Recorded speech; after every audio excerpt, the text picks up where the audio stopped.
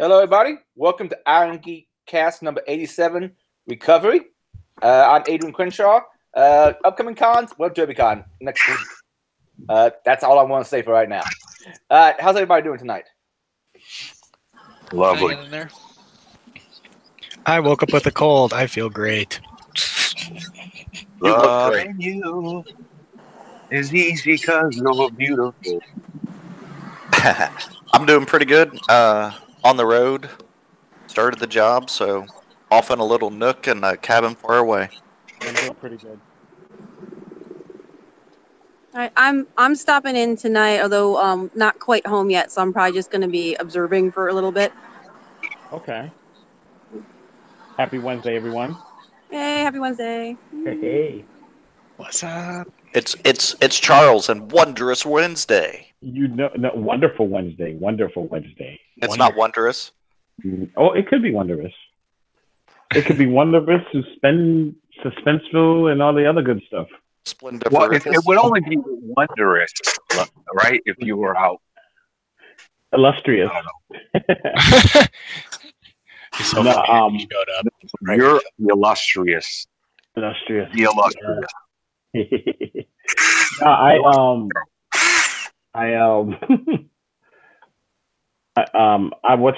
upgraded to the latest version of Mac OS, so I'm kind of, I didn't know if it was kind of choppy or whatnot.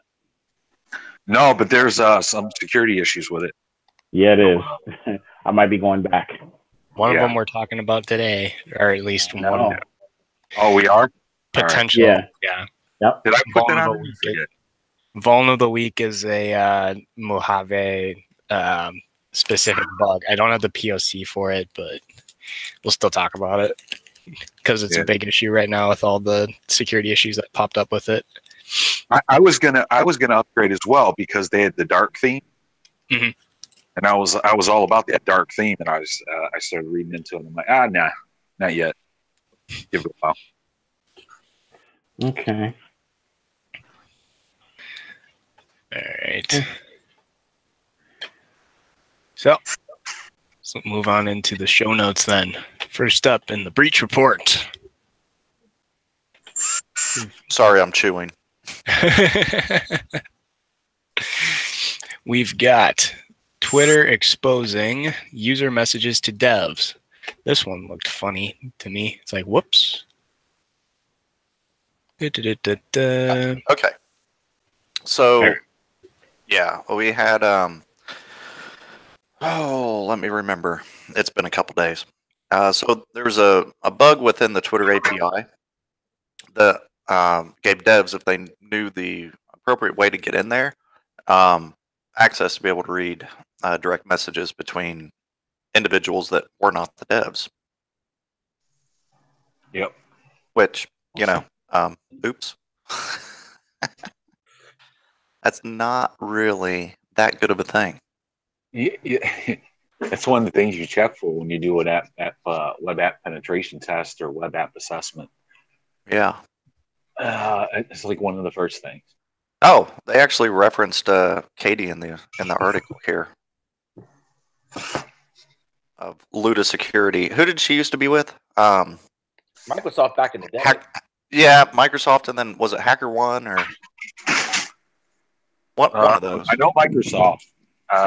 HackerOne sounds right, but they've been in the news. So yeah, because she was with a bug bounty company, and then she branched off and started her own bug bounty company. So well, good, because HackerOne is Okay, so let's go ahead. We're live on air. My bad. HackerOne's awesome. Yes. We are impartial to any bug bounty program. HackerOne, we love the work you are doing. Adrian does not endorse this message. Okay, next up we have users of Fiverr and Freelancer.com being targeted in phishing campaigns. What this is.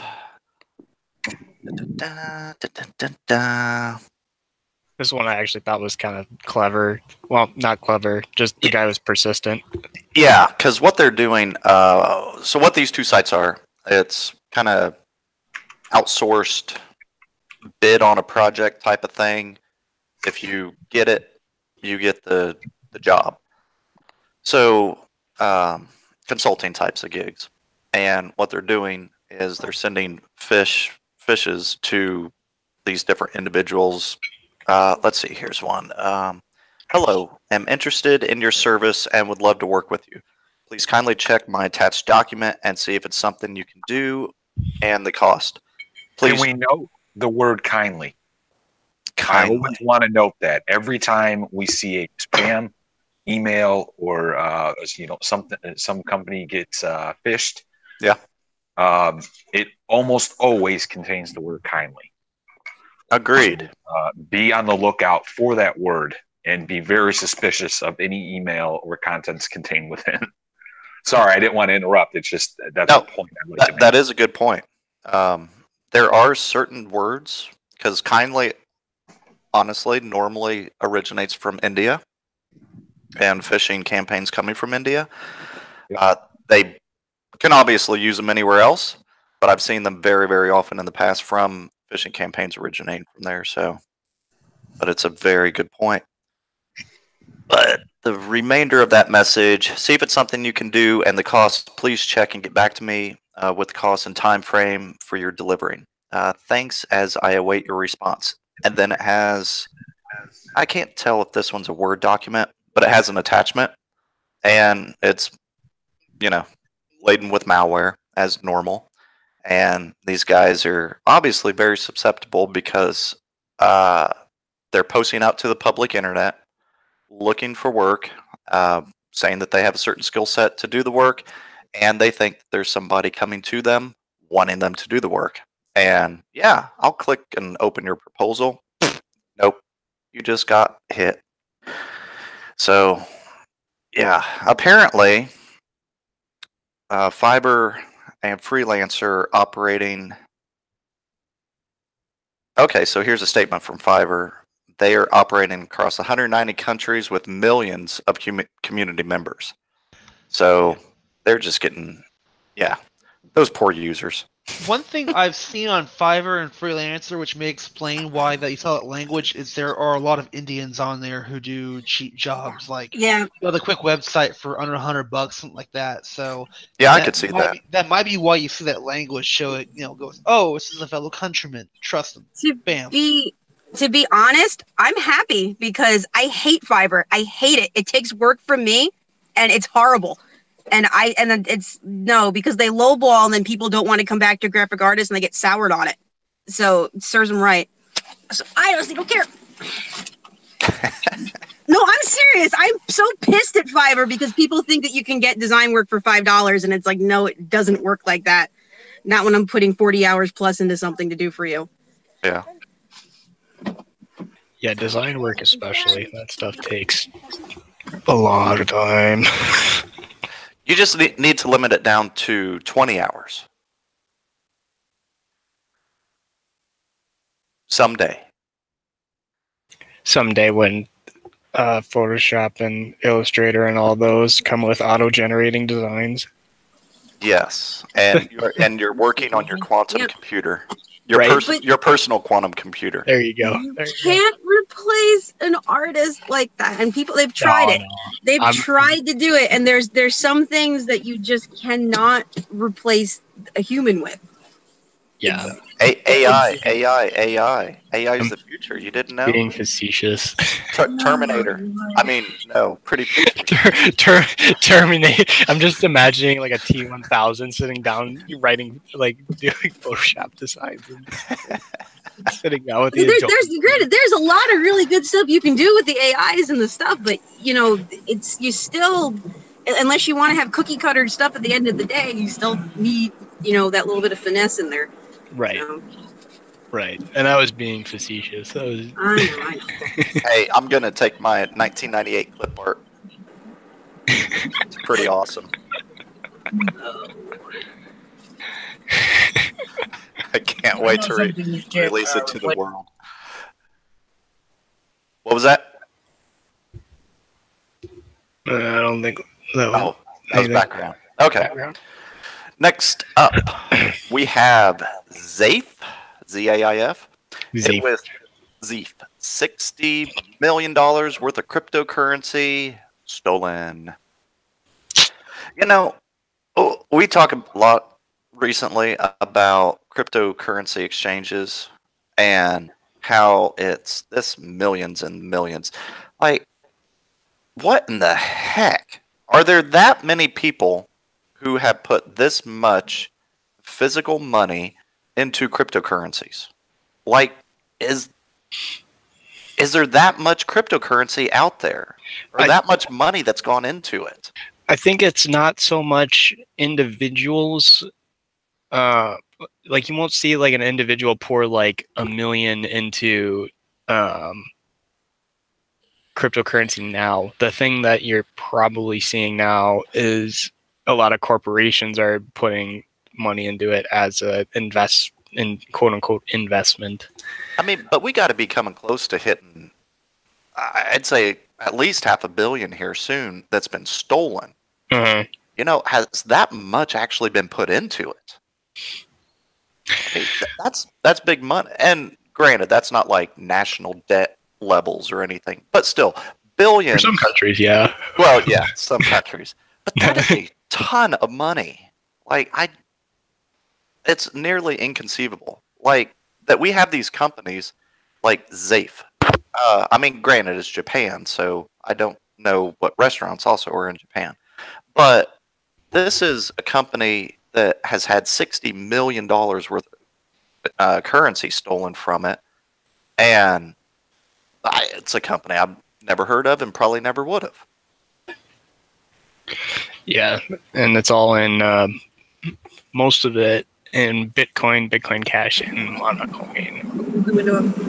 So that's like, well, it's not like it's Ethereum or some weird offshoot crypto. Simon Tech just actually brought up an interesting point that might explain it. Is apparently a lot of the ransomware stuff, like the hospitals and cities and stuff that were like Atlanta when they were held at ransom. Right. They ask them to pay it in Bitcoin. So I guess it is feasible if people are actually paying out ransoms. Yeah, but most of those ransoms. Yeah, most of those ransoms were in like the $200,000 range. Yeah, if you add them up, and how many people have been taken? I mean, I've done 2 or 3 little old grandmothers that had like $300 into scams, and how many how many that's being done at larger scales. Yeah, that could be. Yeah. Ransomware is funding the cryptocurrency craze. Yeah. You got that. You got people that mine it. That got in early and mined it. And then you've also got all the scams on your email and such, or I'm calling from the IRS calling, and all of that type of stuff. It all adds up. Yeah. Hey, Matt, it's plausible. Yeah, Matt, that was actually me who was calling you from the IRS. In a lot of countries that are under U.S. restrictions are investing into cryptocurrency.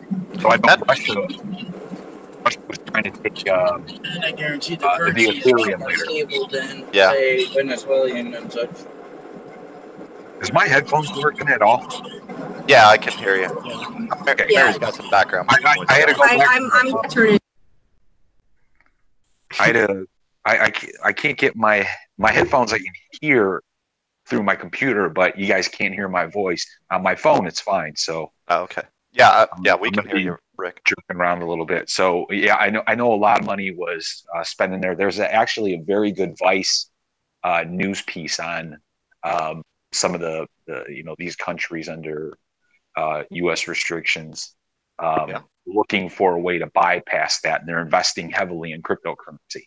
So we're talking on the Vice News segment. It was Russia. It was the guy that invented Ethereum, that like awkward 22-year-old Canadian kid. His parents are Russian. He was born in Canada, but they gave him like the red carpet treatment over there. He met Putin. It was actually fairly interesting. So check it out if you guys have a chance. I do just want to verify his name's not Caprico, right? No. Is Caprico Canadian? No, but he's close enough that he very well could be. I was gonna say I can't. Caprico could be a Canadian spy. Canadian. Well, might be. It's not the first time I've been called Canadian. It's because of all the facial hair. I don't want to say where you're from, OPSEC and all that stuff. Yeah, he's from the Bahamas. Yeah, we'll go with that. I've Yeah. got a nice tan. That's right. Okay, so back to Zafe. Apparently, yeah, 6.7 billion yen, which equates to $60 million worth of cryptocurrency, which include they're the largest cryptocurrency exchange dealing in 35th largest 35th. Exchange dealing with Bitcoin, Bitcash, Monocoin, and I haven't heard about Ether too much in the news lately. Is it still doing okay? Ether's doing fine. There are some things that I mean, it was like the buzzword here like 2 months ago, and lately just haven't heard like anything. Let me see how it's even doing price wise. Because I think what ended up happening, there's a holy crap, that was bad. Yeah, like Ethereum at one point. Okay, apparently they split. I think that's new. There's now a second forked or split. Forked. Sorry. Okay. Yeah. So there's Ethereum and now Ethereum Classic. At least that's what I'm seeing on my Coinbase app, which is now essentially screwed me over. That's like the hot rod of Ethereum. That's pretty cool. I'm all about the classics. As long as you can drop them and chop them. About that base. No trouble. I'm sorry. But back to what's her name's Zafe. It's currently unclear as to how the hackers managed to bypass the security implemented by the exchange. However, this is not the first time when one of the largest cryptocurrencies in Japan has suffered such a massive data breach. Bum, bum, bum. Okay, let's move on. Zafe is dead. I mean, they're alive. But... Yeah, it's another Mountain Gox, potentially. Okay, so next up and final in the breach report for this week, we have News Now. Suffers security breach. Password should be considered compromised. And so these guys are an online news aggregator. And again, a lot of these companies I've never heard of, but apparently they're big. Like, have you guys ever heard of News Now? Can't say that I have. Yeah. I have not. Who said yeah? Ricky? Ricky. Yep. Okay. Yeah. Are they like a paid service? Or I don't think that they're a paid service. Okay. Or like an ad that I know of. I thought that was clickbaity stuff too. Okay. I believe they are clickbaity, but I don't think it's Yeah. I don't think it's a paid service though. Yeah, I don't think it's paid. Well, no, that's not what we're talking about. I mean, I don't have my computers. I'm doing some work on it. I don't have a chance to look it up, but yeah, I know you guys are in a car there, so the two of us that have heard of it are away from a computer right now.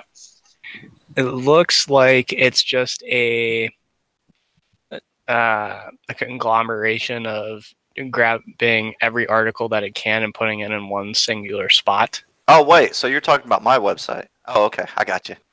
So, like, it also looks like it's from, like, 2005. Nice. So, yeah, this is what their site looks like. They even have a full section on Donald Trump. Woohoo. But, yeah, so then you would see different... Hey, they're just spreading love. I think this is more focused towards me as it's seeing my IP is from the U.S. Or they have something on me. Yeah, so, okay, so now that you brought that up, I'm actually looking at it. That makes some sense. You could probably sign up for an account and then kind of get your personalized news. Yeah. put whatever things interest you, and then they just RSS or however they're doing it on the back end, all the different topics to you. Right. Okay. So, yeah, if any of you guys out there use News Now, they got popped. So, your password, which, if you listen to us regularly, hope you, by now, do not use the same password everywhere, that you use different passwords, because if you use the same password everywhere, the hackers probably have your password, and then they can go use it wherever they want. So, if you use News Now, go update your password. If it was the same for any other site, go update all your passwords. That has been your breach report. I thought it was also interesting that they were like, yeah, these passwords are encrypted, and then everyone that read the report was like, I think you mean hashed. Yes. All right. Completely different. On my phone with News Now, it looks like their business model. So they're a news aggregator, obviously. Yes. They do require those that they're aggregating news for to pay a subscription. Oh, okay. So you reading it would be like Reddit. Reddit's an aggregator of news, or stupid topic, whatever. It's an aggregator of internet stuff. So that's kind of how News Now operates. But then they get companies to pay into a subscription service, and you can imagine what happens when companies do that. That's it's a little clickbaity. Yeah, they got to make their money back somehow. Well, let's also expound on that just a second. It's not just news; it's truth, because it's on the internet. Okay. Wow. I'm done. Ricky's response just covers that entirely. Wow. And anybody who does not know, I mean 1,000 trillion% sarcastic. Okay. So again, I think I got the next couple of topics here. If I remember, you pushed all of my stuff down because the breach report is first. Yes. But before I do that, before I go into it, for anybody listening, we have included a Discord link in the notes there. I think it should be at the top. I can't validate that at the moment, but I'll move it to the top. Of what Adrian's going to publish to YouTube is part of the show notes. I don't know if he's already done that or not, but anyway, feel free to join us on Discord. Hopefully coming up, we're going to take suggestions from you guys, do demos, common hacks, things like that. Yeah, the link is in the show notes already. There's a link to the show notes in YouTube, and in the show notes, you'll find a link to the Discord. Yep. So just an open invitation to anybody that wants to join in to the conversation. There's usually somebody there alive and active. The more people that join, obviously, the more active we'll become. But I just wanted to make sure that we extend that offering. So I think there was a WordPress. Again, I'm flipping back and forth between. I'm using. I joined this on my phone, so it's a bit hard to pop back and forth between the show notes. The links are there. I think the first one was a mass WordPress compromise. I think this is just a reminder for people not to use WordPress. And if they do use WordPress, make sure you're consistently updating every piece of it. The software, any extensions that you have, all of that good stuff.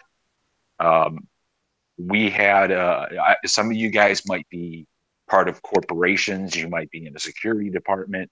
I know with my last company, we had an acquisition, and the people that we acquired is a very well-known restaurant, and their site, including their menu and everything, is built on WordPress that cannot be updated because the developers said it would break everything. So they can't up their WordPress It's like a WordPress version from 2000. So anyway, massive, another massive WordPress compromise going on. Now this one, was it WordPress or was it one of the plugins or multiple? I think it's one of the plugins, probably. It's both from the article. Wow. Like it's both. So the article went into the sites that are affected are running the WordPress CMS, which is, I believe, the CMS that just gets packaged with your WordPress site. So you would go and make a site, and then you get that content management system with it. And outdated plugins. So this is more of an attack that just was like, okay, I have all these exploits for all these different things. I'm just gonna grab as many people as I can and start redirecting them to tech support scams. And, two, if you do have a WordPress site, there are what is it? Jetpack has a freebie plugin that will automatically it'll scan through your plugins, your WordPress site. It won't automatically update WordPress, I don't believe, but it will notify you that an update's available. But all your plugins, you can set all your plugins to automatically update. Just boom, boom, boom, boom. Because most people with a WordPress site will end up with at least 15, 20 plugins minimum. And you can just have all those consistently updating. Conversely, there's also some App Defender is one that I know. There's a couple other ones that you can put in front. It's a piece of software. It's like a WAF, but WAF requires constant maintenance. So if you're somebody that isn't technically inclined, you can use something like these software versions, and they automatically reject invalid requests. Okay. Yes, because I know some people who, there's like firewall plugins and this and that, and some of the plugins actually work fairly well. You can restrict login attempts, and there's a lot of different things that you can do, but minimum, very first thing, make sure those plugins stay updated, and then after that, start going through and getting some security wrapped around it. And you can, you don't have to completely X out a WordPress site. It's still valuable. Valuable? Yeah. Well, viable. Viable. There's the word. Charles with the win. Okay. You get a start tonight, Charles. And Joomla. Yay. And both of those are also constantly under attack. Yes. So, unless you're building your own custom website, you might need to use one of those three. Yeah. If you're a security person, probably build your own site. But a security person would also be someone that updates their WordPress or Joomla or Drupal site. So yes, good addition there. What was the next one? Was it SNI? Yep. Next one is the SNI article that you threw up. SNI. Okay. So I can talk about SNI and what all that is. So SNI is server name indication, and it's part of the TLS protocol. So what happens when using TLS, TLS 1.3, when you communicate as a client to a server, even using HTTPS, again, TLS 1.3, with SNI, they can snoop in on that server name as you pass that information over to, at whatever place you're at. Your ISP can see it, what have you. So Cloudflare has now included support of encrypting SNI. So I know some of us use Cloudflare for DNS and things like that. Mm-hmm. I can't remember the numbers. It's like, is it 1.1.1.1? Yep, 1.1.1.1 is their DNS solution, which and is... then what's the backup? 1001? Yeah, 1001 is the backup. Yeah. Okay.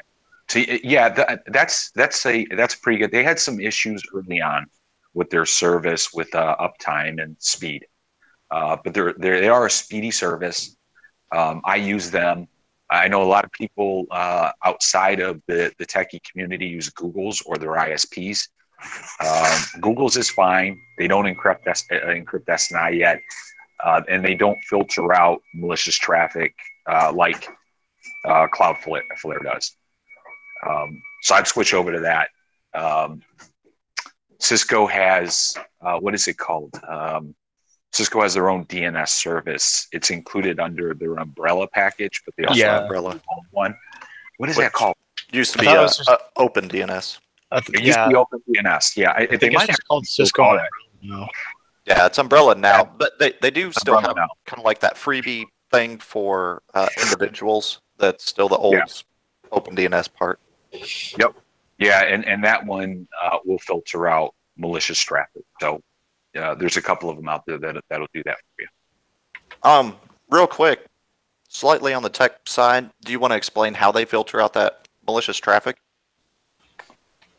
Well, I believe, somebody correct me if I'm wrong, on the technical side, I believe what they do is as they're processing all of the information through, they've got an algorithm that as it's checking and it keeps its speed, it filters out no malicious sites using their own built-in lists. Yeah, and that's pretty much what they do. So whenever a DNS request goes out to OpenDNS, they essentially, like on the back end, they know what all the malicious stuff is, everything. If you send a DNS request for ransomware screw you, and they know on the back end, okay, yeah, that's a bad site. They just do not return back an IP address to associate with that DNS request and that host name. And so you just get a bad request. Now, if it's Google or anything else. Yeah, I'm sorry, go ahead. Well, I was just going to say, if it's Google or anything else, then they return back the appropriate IP address. All your networking gear says, okay, we're happy. We know how to take you there. And you go off to nice, happy Google land. But that's all it is. They just do not give you back that IP information. And so you don't know what that bad site's IP was. I mean, it's a simplistic method, but it works fairly well. Yeah, but it would be nice. They don't explain their technology and how they do that. Yeah, it's some sort of algorithm that's proprietary, and each one of them has developed it. You mean in regard to the categorization of sites? Yeah, exactly. Yeah, and how they do it so speedily. Yeah, they keep that all proprietary.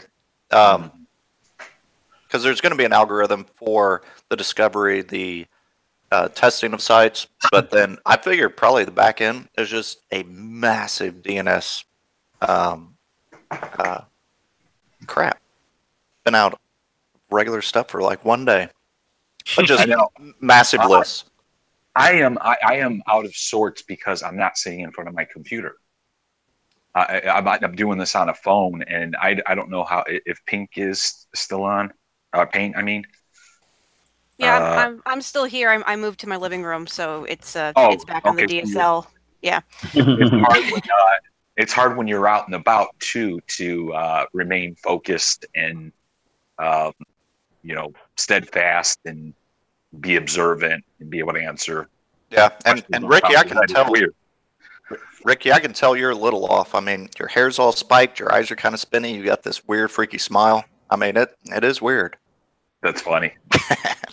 It is funny. I smoked some of that Chiba. Am I off tonight? You're never off, Charles. I am not sure. If you are, you always seem like you're on ecstasy to me. I think Nightshade has finally joined us, so hopefully he's here now. So. Hey, what's up, Nightshade? Ricky, what you say? I said, I feel like you're always on ecstasy. Oh my goodness. Yeah, right? His body just produces ecstasy. Who knows? Gotta go in for a blood test for that one. Yeah, because like I'll wake up like, okay, for example, like this afternoon, like I was driving home, traffic is just terrible. People blowing their horns, beeping. So I'm like, you know what? Let me put on some New Shoes, old 80s song. Oh my goodness. When I say I was rocking and then the two cars in like beside me, they started jamming too. So I turned it up a little louder. Happiness, baby, I can't wait. And they were just jamming with me. I said, oh, this would make staying in traffic worthwhile. Yeah. Nice. I said, yeah. And then of course traffic broke up, so everybody drove off and I got a beep beep. I was like, yeah. Well, no, like I said, but I just naturally try to look at the brightness of something. Those roll covered glasses, man. There's something else in them. But maybe it is ecstasy. I don't know. It could be. The next one wasn't really a security thing. It was more of a pretty neat little project this guy has, Ben Jojo.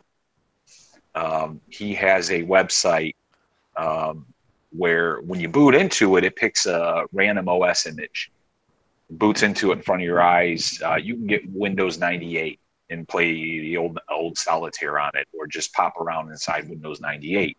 And he talks about, the article is from VNC to reverse shell. And he talks about how he's done that. Nice. Which is kind of an interesting little project if folks are interested. But he does it in a secure manner. It's pretty interesting. He also records. You got it up. Sweet. Yeah. Yep. He also records all the sessions, so he could see just what people are doing. What people are doing when they pop into a site. So I actually was going to play around with this. There is who had, I forget her name, very popular security Twitter user. She had a site that was sort of similar, that would load into some custom OS. And she had a bunch of like weird games on it, security memes. Gosh, I forget her name. Anyway, she had something similar to this. So I'm going to play with this as a little side project. I know a lot of you guys like to also stay involved. Yeah, sounds cool. Sounds like it could be fun. benjojo.co.uk. That's right. Yeah. Let's see here. We got Mage Cart. Oh, yeah, with Newegg. Yeah. Yeah, that's right. Which we covered this a couple weeks ago. Yeah, Newegg was last week, and then British Airs was 2 weeks ago, I think. Okay. All right. Yeah, cool. But it's just kind of, but that's cool. Yeah, it's a good little recap of all those things, and I read the article before the show, and just it's a good summary piece for what happened to both of those companies. So you had like what, Ticketmaster, British Airways, Newegg, and what else was there? There was something else, wasn't there? No, I don't think so. I think those were the only three it's the only three that are mentioned in the article. Okay, gotcha. But yeah, that's just another fun little, hey, we're gonna run JavaScript. No, don't do and have it post to the back end. Yeah. Do that. And I know tons of us, at least in the not even in just the security industry, but people in the technology industry use Newegg. to buy computer hardware and parts. In fact, the first computer I ever built, in 1996, I think it was, the first one I actually built from scratch. I bought everything from Newegg. Yeah. Yep. I've used them tons and tons of times. The one good thing about this type of compromise, as opposed to getting full-blown database access, is they only get real-time data, and they are not getting necessarily the historical data. So, like with Newegg, I forget exactly, but I think it was like a 2-month time frame that they were able, 1 to 2 months that they were able to get the credit card data. Whereas if they would have got back-end access, I mean, you're talking just a stupid amount. So this one, I mean, it's slick, but they're not getting nearly as much data. Yeah, I wouldn't use. Well, I don't know if I would use Newegg. They've had some issues in the past, like selling counterfeit Intel Core i7 CPUs. I mean, they've had some issues. So, find another site, I guess. Yeah, eBay. That's even worse if you want to find. You'll never find counterfeit on eBay, or you could go to Craigslist. Oh, yeah, well, Craigslist is even better. Oh, Facebook Marketplace. You might actually get a CPU and have a man show up at your door. I don't understand why you guys are bothering with this internet thing. Don't you know that they have these things called flea markets? Oh my god! Yes, computer flea markets. No, they actually are. That's not inaccurate. Anyone down in Georgia, Florida knows this. Some flea markets can be cool, and some. I remember there used to be this big ham fest. It's still happening, as far as I know, in Dayton, Ohio. And I show up, and a ham fest. Was that a ham fest? Like ham radio. Yeah, it's right next door to Bacon. It actually was like talk shit. That's all I gotta say. Because there's Rib Fest, you know. Yeah, in Columbus there's a Rib Fest. They got a ham fest. I thought it was the same kind of deal. Radio. It's like one of the biggest in the world. My understanding is there in Dayton, Ohio, isn't it? The Dayton Hamvention is it's definitely the largest in the United States of America, probably the largest in North America, and I have never ever heard of something that size happening elsewhere in the world. I know at the old location where they met, the flea market covered like 10 or 15 acres. Dang. That was in like 8 years. Here's the thing with the flea market, though. A lot of people want too much. Like, at the time, even like a 5-year-old or more, or what did they call them, tough book, they wanted like $700 for. And it's the only good deal I found some barcode scanners that actually came from Sellersburg, Indiana, which is like a 15-minute drive from me. But somehow they were in Ohio.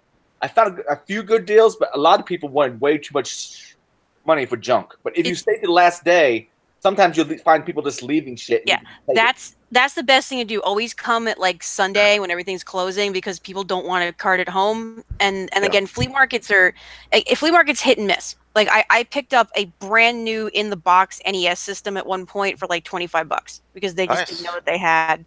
And I think I resold it for like, 125, 170, something like that. What year was I got a Nintendo, I'm sorry. When I bought it? Yeah. 2005. Okay. So it was still, yeah. I got an Atari 2600 with like 100 games at a flea market. I don't know, in the early 2000s, it probably was. I still have it. Nice. Yeah, but it can be. Sometimes you can get really lucky, and sometimes you get crap. So the best deal I can think of at these sorts of things that I ever got was it was at a local ham fest, which is sort of like the smaller versions of the Dayton Hamvention that happen. Local clubs put them on as fundraisers. Anyway, I found a 1955 vintage survey Geiger counter for $20. So I haven't got, yeah.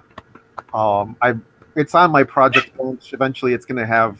I'm probably going to put like either an Arduino or a Raspberry Pi in it, so it'll have the 8-segment LED readouts, and I'll be able to like log data off of it. I also have to hack new batteries for it because it takes size B batteries, which apparently haven't even been made since 1960. And it wants like 48 volts DC. Jeez. Yeah.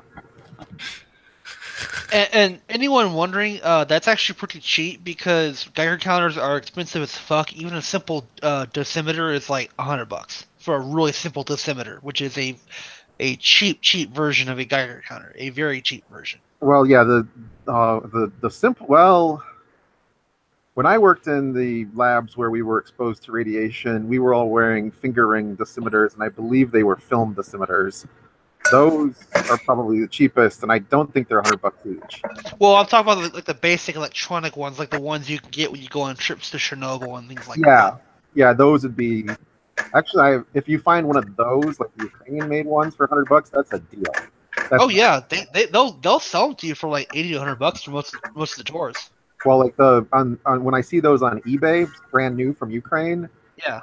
I see them for like 130, 150, sometimes 180. And like the Gamma Scouts, which is the most, in my opinion, the most awesome American-made Geiger counter, because it'll log alpha particles, beta particles, and gamma rays all at the same time, and I think it even keeps track of rays. Every time I think I'm a geek and a nerd, conversation, he joins the conversation and just blows me out of the water. I know. It's why he's what happens when you have degrees in physics. Yeah. But I was going to say, like the Gamma Scouts are like $500 or $600 now. Oh yeah. They're ridiculously expensive, and that a lot of that is the war on terror. Because I remember when they first came out, it was like May of 2001, and I was like, "Sweet, I can get this awesome Geiger counter for $200." And then September 11th happened, and I'm like, "Oh, and now it's $400." Remember, we got really lucky again.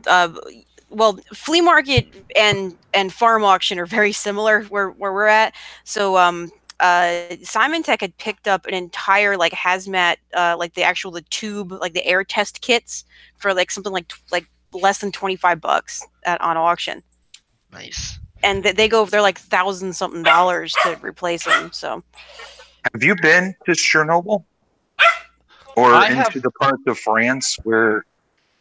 I want to. Me and the wife both actually want to go there because we met through a game that takes place in Chernobyl. But no, not yet. It's on my to-do list, but I don't know if I'm going to do it before the second sarcophagus is put in place. I lived in Kenosha for a year. I think they've already completed the secondary confinement. I think it's still in progress. They're going to put it in place, like I think 2020 or 2023, something like that. Well, some of the it looks fairly close to completion from a lot of the recent documentaries I've seen. Yeah. My only advice as a physicist, now granted, brief exposure and all that. Right. Personally, based on all the training and indoctrination I've received when I was in that world, well, personally, I would not go to Pripyat or any of that at all because I was taught to keep my count as low as possible. But is that the dead city? What? Yes. Pripyat, the dead city, right? It's the city right outside the reactors. Yeah. It's where all of it's where all the workers and their families lived when they were working on the project. Yeah. Yep. And you see, like, they've got photos of like inside the school where everybody just ran and like the playground and stuff like that. It's super eerie. School books and toys are all strewn all over the place. They just dropped them and ran. Yeah. It's if you haven't, look up the YouTube videos because it is totally creepy. It's a very creepy place. It's very weird because you stand there and it was a city that housed 50,000 people and now it's just barren and all the nature is overgrowing it because there's no one left to maintain it. So it's like you just stand there. It's like, ooh, this is weird. So from all the places around there, the two places I would personally recommend not going are. There's the room in the basement of the Pripyat hospital where they threw all of the clothing that the firemen wore while they were fighting fire on the road. Probably off limits for a good reason. Well, no, it's actually not. I've seen on different of these tours. Oh, really? Seen people walk in there and their dosimeters, like they basically walk down in their basement and their dosimeters are screaming bloody murder at them. And then they walk there and the dosimeters are like, "Oh fuck no!" And And then they're standing around, and I'm like, your device is telling you not to be here. It's telling you that this humans should not be. Are they wearing like clean suits? In the case when it was a nuclear physicist, yes, he was in the full like Tyvek suit with the respirator that had the proper. Yeah. So, like, full Class A. But even then, you got to remember, Class A suit does a degree. But remember, because I went Matt and Simon Tech and I were trained at hazmat tech, so Nightshade knows this. It'll do a degree, but I still wouldn't want to hang out in there because you still have a disseminator inside your suit.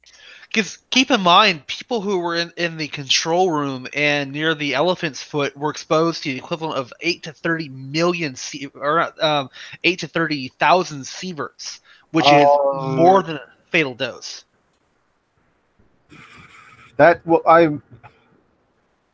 I've not seen records of anyone inside the reactor receiving, or inside the reactor complex receiving dosages that high. The firefighters who died probably received doses in that range, but they were literally breathing in radioactive smoke.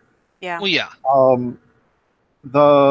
From what I've seen, the people I'm most familiar with are the scientists who called themselves the Complex Expedition, who very shortly after everything was done, they went in search. They're the ones who discovered the elephant's foot. They literally entered the reactor itself and started searching for the corium.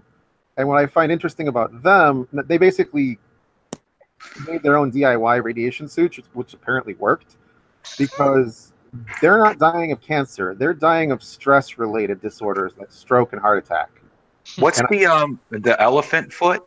I missed that piece. That's where everything melted together. Yeah. The reactor. It's not a physical elephant foot. No, it looks like. That's what it looks like. It looks like a giant elephant foot, and it's all of the uranium and concrete, steel rods and concrete and sand, everything that was in the reactor. When the reactor melted down, it melted down into this stuff that we call corium, because it's what comes out of the core of the reactor, and then it flowed like radioactive lava down through the basements and sub-basements of the power plant, and in the last part, it kind of just oozed out into this thing that very much looks like an elephant's foot. Jesus Christ! Here. To my knowledge, no one has ever approached the elephant's foot. Because it would kill you. Geiger counter, it died. Even in the Class A suit. Oh what? Yes, it's emitting thousands of sieverts of radiation. It will cook you alive, very quickly. You'll suffer a fatal dose in probably minutes, possibly seconds, depending on. Yeah. Can you fly a drone in there? So, they tried. People apparently taking pictures, although I don't really recommend it. Well, they actually put drones in there, but the drone short-circuited because it received so much radiation. Yeah, they went to the Russian version of Radio Shack, and then they bought a remote control tank because it was simple, and they duct taped a Sony video camera and a Geiger counter on top of the remote control tank and drove it up next to the elephant's foot. And because its circuitry was so simple and not reliant on like CMOS or TTL logic, it survived. And that's how they got the pictures and the radiation readings. Yeah. Okay, I was wondering how they were able to get those. If it was so deadly, how did they actually get a picture of it? Yeah, it was literally they hacked together the most low-tech drone they could from an RC toy. Yeah, and that elephant's foot is the reason why they put the first sarcophagus, which is basically a giant concrete barrier around the reactor, because it's going to remain radioactive for the next 10,000 years. There's another reason they put the sarcophagus around it. What they call the biological shield. There was this steel cover on the reactor that's about 2 meters thick, so it looks like a giant coin. When the reactor suffered a steam explosion, that's what caused it to explode, and this basically flipped up in the air like a giant coin and then landed back down on the reactor, but it didn't land flat the way it was originally. It's on its side, cocked over the reactor, and the fear is that it's not stable over the long term, and eventually it will fall into the reactor and cause a shower of highly radioactive dust to geyser up out of the reactor. And that was one of the major reasons why they were putting the sarcophagus around, and it's also the major reason for the secondary confinement. Yeah. So I just looked it up on my phone. I see a picture of the elephant's foot here, and there's a man in a white suit standing there with like a flashlight camera and someone taking a picture of him. All right. So what it says on the article, because I pulled the same one up. It says if you spent 30 seconds, you get a weak feeling and dizzy. 2 minutes exposure will cause immediate bleeding, and 300 seconds is death in 2 days. So if this guy was in there really freaking quickly, that would be he'd have to be in and out in like 15 seconds. But that's not nearly enough cover as far as I'm concerned. Are you still talking about a lifelong health risk then? Yeah. Oh, you're talking about being dead in 2 days, and this guy is that's like, hey, I'd like to get cancer. He's begging for it, being there. Being there for 30 seconds increases your cancer risk exponentially. Yeah. Well, he does look pretty old, so maybe he didn't give a fuck, or maybe he was suicidal, or maybe he was given an order to do it. You know. Disclaimer: I wasn't making fun of anybody that has been suicidal in the past. The guy was looking.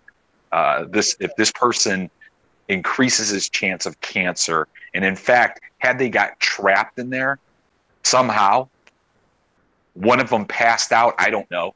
300 seconds is instant death. 300 seconds isn't a long time. No, it's 10 minutes. It says 300 seconds will cause death within 2 days, and it was 30. Was it 2 minutes is bleeding? Can you imagine, like, you passed out? You know, you got the study dizzy feeling, and you passed out, and you're down there for 20 minutes or something. Fuck. You're not coming back. Yeah, you wouldn't feel it.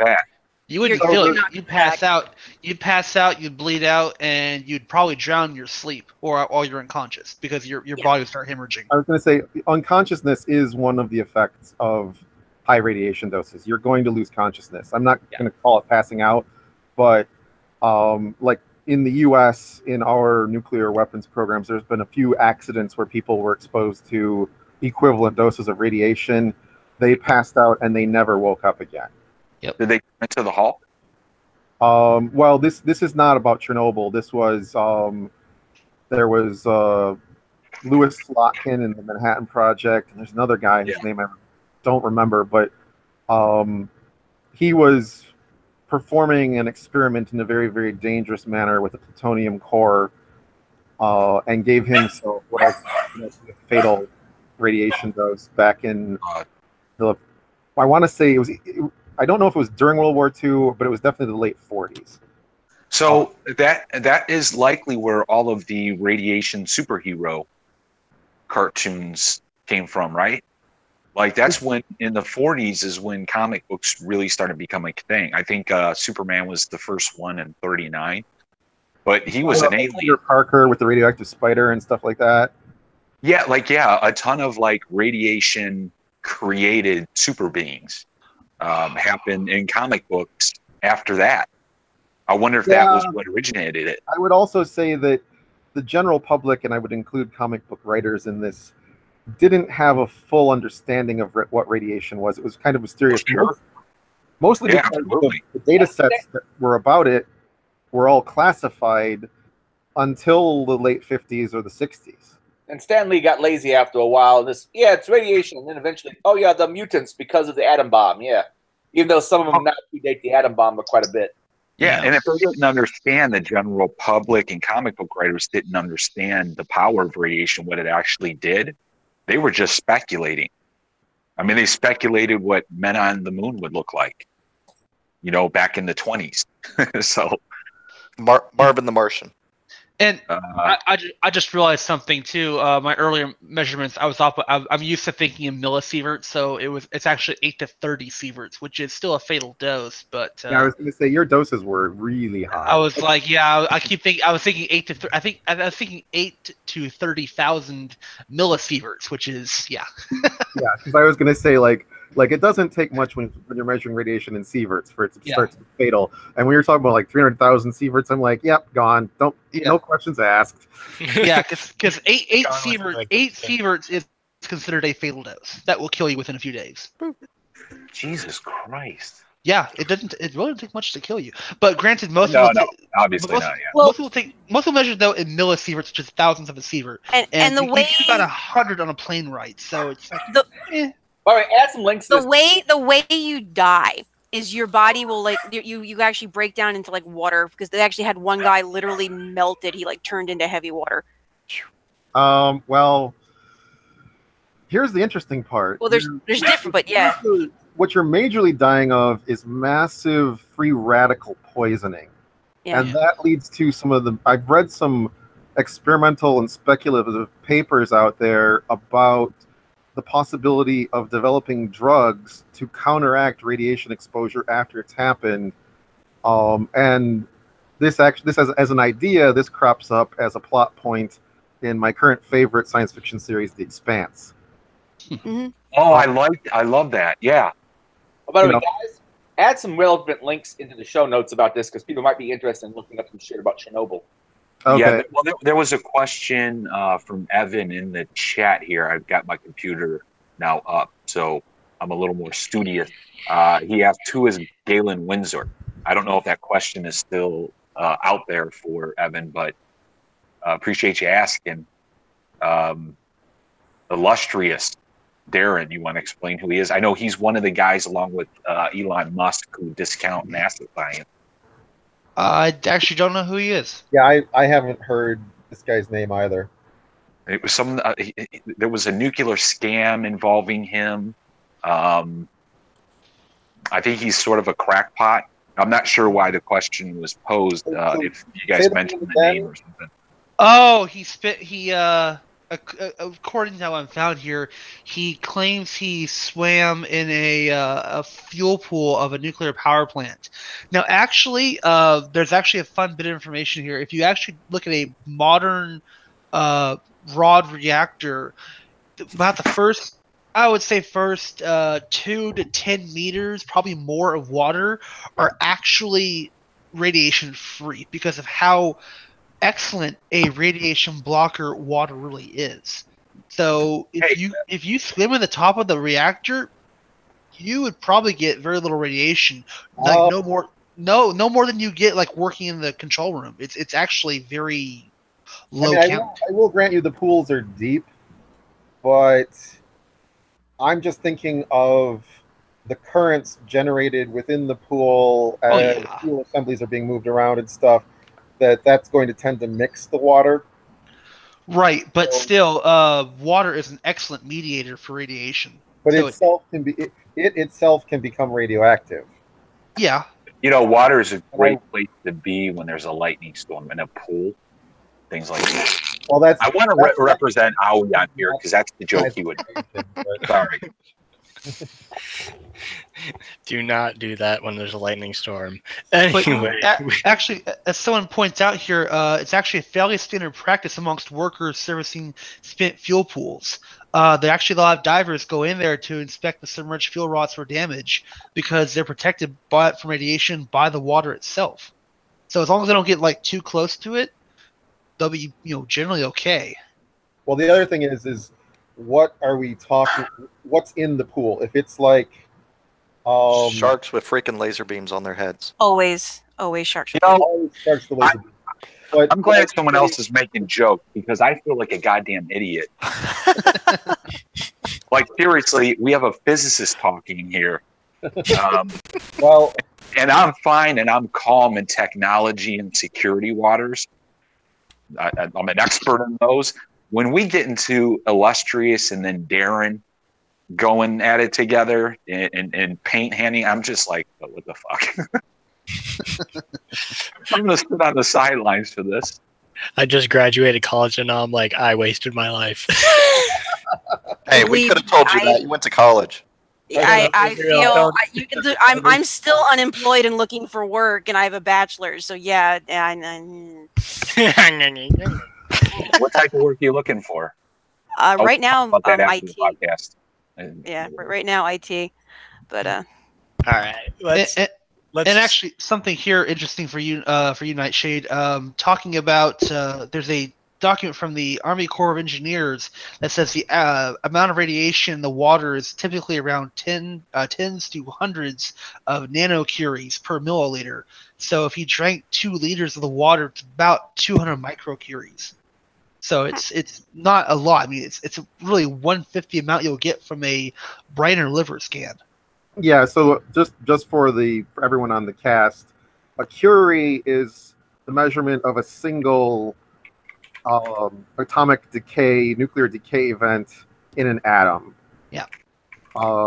Dang, I thought that's what I made coffee in the mornings. That's a Keurig. That's a Keurig. This is named after. Oh my God! Marie Curie. Say that.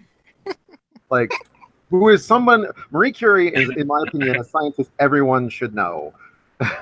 Curie, yeah. Yep. He's the first human being, and to my knowledge, the only human being to win the Nobel Prize twice. First for physics with her husband, they discovered natural radioactivity, and then I think later on, after his untimely death, she also discovered artificial radioactivity and won the Nobel Prize for chemistry for that. Yeah. And for some reason, feminists don't celebrate her as an icon. Yeah, but they only celebrate their idol. I don't understand why there's a lot of people that we don't celebrate as an icon, because it's easier to say that, well, they were all men, so now we have to move forward, than actually look at all the women in the past that we should be uplifting and celebrating. So yeah, I don't understand any of that shit either, because there are women in the past that have done a shit ton. Like, I don't know, there is this little like moon landing thing, and yeah, computers and code, and we've done a few things. A lot of stuff is like 50s and so forth, and they just thought they were women. They never actually identified as men. We can't be sure.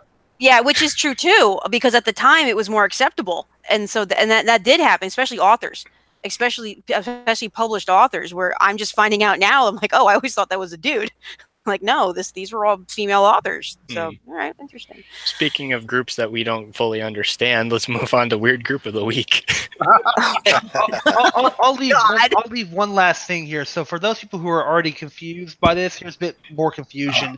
There are several ways to measure radiation. You've probably heard some of these, and they're all different. There's rads, Roentgens. You probably heard rads from Fallout, things like that. Roentgens, sieverts, curies, grays, and rims. And they all measure different things. So have fun being... Also, they're coming from different measurement systems, because there's the English system, and I don't even know which. I want to say, well, it gets kind of mixed up in the early days. And then there's several different metric systems. There's the SI, System International, which is the French version. There's the centimeter gram second basis of the metric system.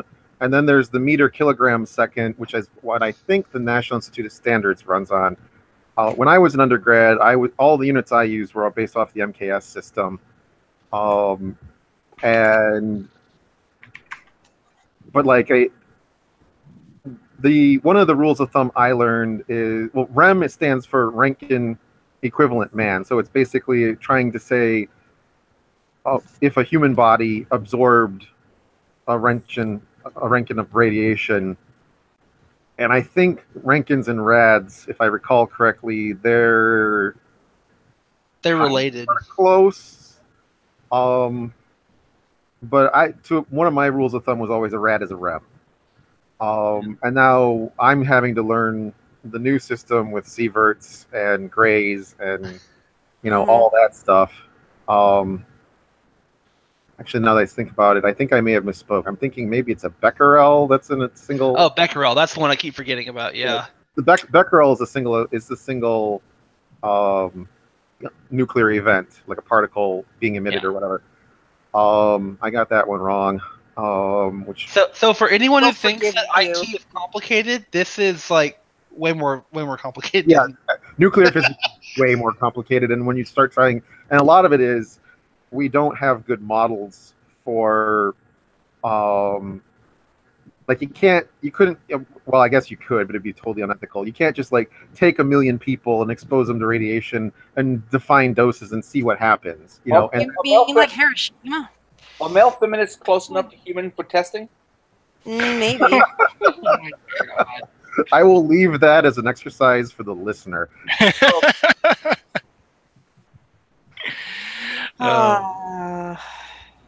All right, Adrian, go into your weird group of the week before we get more physicky. All right. Weird Well, I group mean, we're Physicky. running at 2 hours right now. 2 hours and 11 2 hours. minutes. We're We're not too far along. an hour and 11 minutes in, man. Oh, yeah, shit. Yeah. I'm sorry. So no rush. So, all right, Otherkin.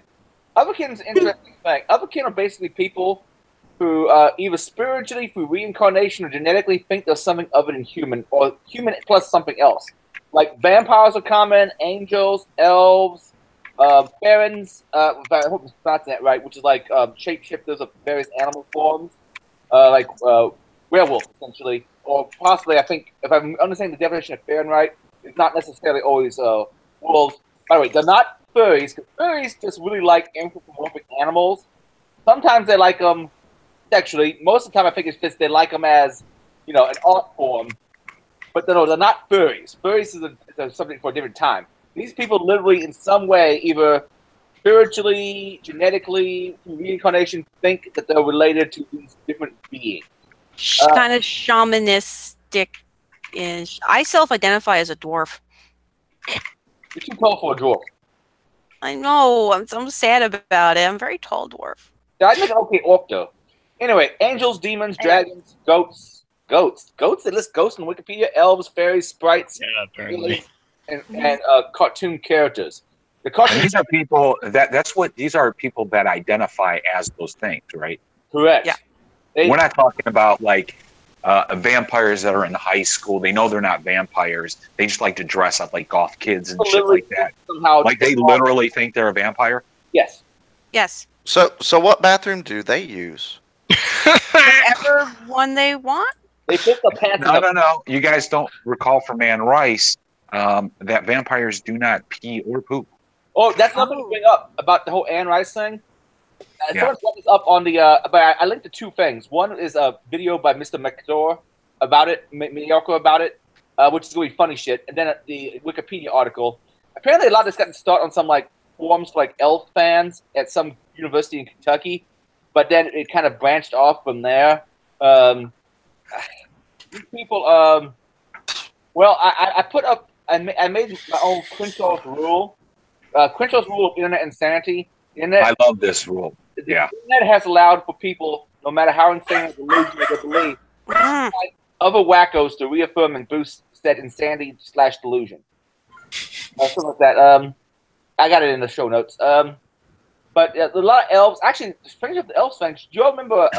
But you mentioned Anne Rice. The funny thing is, a lot of these people don't actually think of themselves as mythological characters or beings as they are in actual mythology. They think of what they are in popular fiction. For instance, the vampires aren't like the vampires in actual fiction, actual folklore. They're like the fiction of Anne Rice. Or the elves, instead of being the elves of, like, let's say, Viking mythology, they're the elves of Tolkien. Yeah, it's Tolkien. They're almost all of them want to be Tolkien elves, unless you play World of Warcraft. And then there's a giant issue between: do you want to be a blood elf or do you want to be a night elf? And now we have void elves and we have nightfallen elves. So now we have 4 elves you can possibly choose from and fight against. Now, I'm a little taken back here. Hold on, someone's scratching against the microphone. Someone's scratching against the microphone. Can you cut that out? Oh, yep. Sorry about that.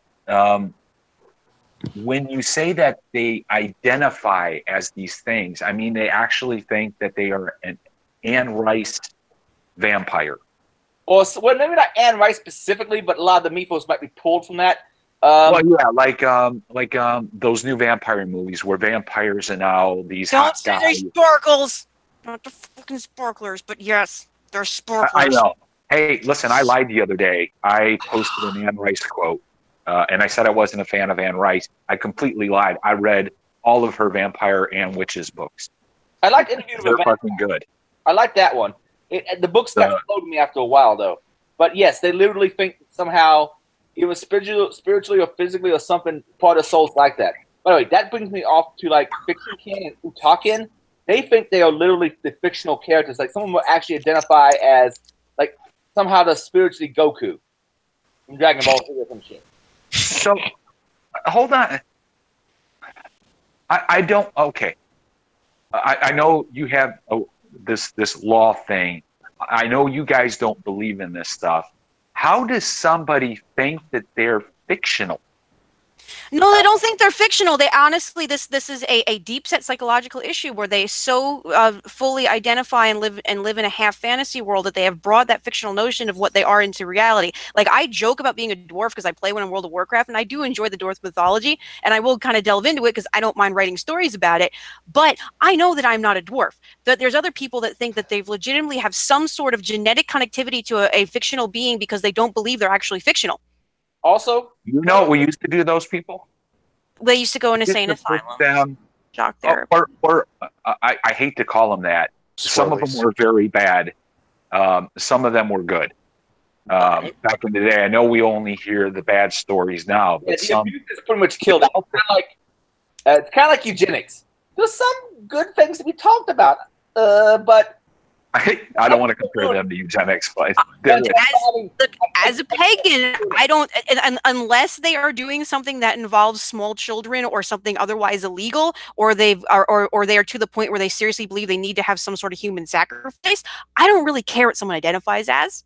So if you identify as a dwarf, that's fine. But I'm just saying, I understand. Historically, they would be locked up when you would get shock therapy. So well. Yeah, maybe, and maybe it could help them. I don't know if it causes them issues with the job, but once I think it was Reagan who closed the sanatoriums. Is that right? I wasn't blamed on Carter. Yeah, I think right. Okay, yeah. Carter, yeah, okay. It might have been Carter. And some of them didn't actually close until much later. And there were abuses, and yeah, a lot of them should have been closed, but there was also this is why we have this homeless epidemic in quite a lot of places. Is they had nowhere to go other than on the streets or in jail. Well, we still have a problem because the mental health in this country is so fucked up. We really do not have a good mental health system here at all. And even for basic shit like the kind of stuff that I suffer from with anxiety, even base stuff. So when you get into someone that is like throwing feces or a higher level, where they seriously need proper help, our system is so screwed. I've heard it again today, where we have people that are going in that they may have come with a pre-diagnosis, and it takes them 6 months even to get in to see a doctor when they have a serious diagnosis and they need to be on their meds. And the mental health system is just so overwhelmed and backed up and in such infancy that people that need help can't get help, and there's still people using old Freudian mythologies and not any of the new information, and just there's so it's really messed up. Well, you talk about how people could believe a fictional character. A lot of them believe in multi-universes and that everything that exists in fiction may exist someplace else, which is actually something that the first person I knew to ever come up with an idea like this is Robert A. Heinlein. Have you ever heard of, I think it's pantheistic solipsism? Yeah, I would.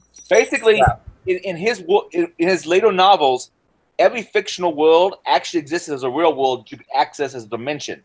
So yes, which is the multiverse theory, which I believe it's plausible because there's a lot of shit we don't know, but we still live in this universe. Although when you get to that, could be accessed by Lazarus Long, and Lazarus Long could be accessed by characters from the Mark of the Beast novel, and all these different universes. And Wizard of Oz was the actual universe you could go to.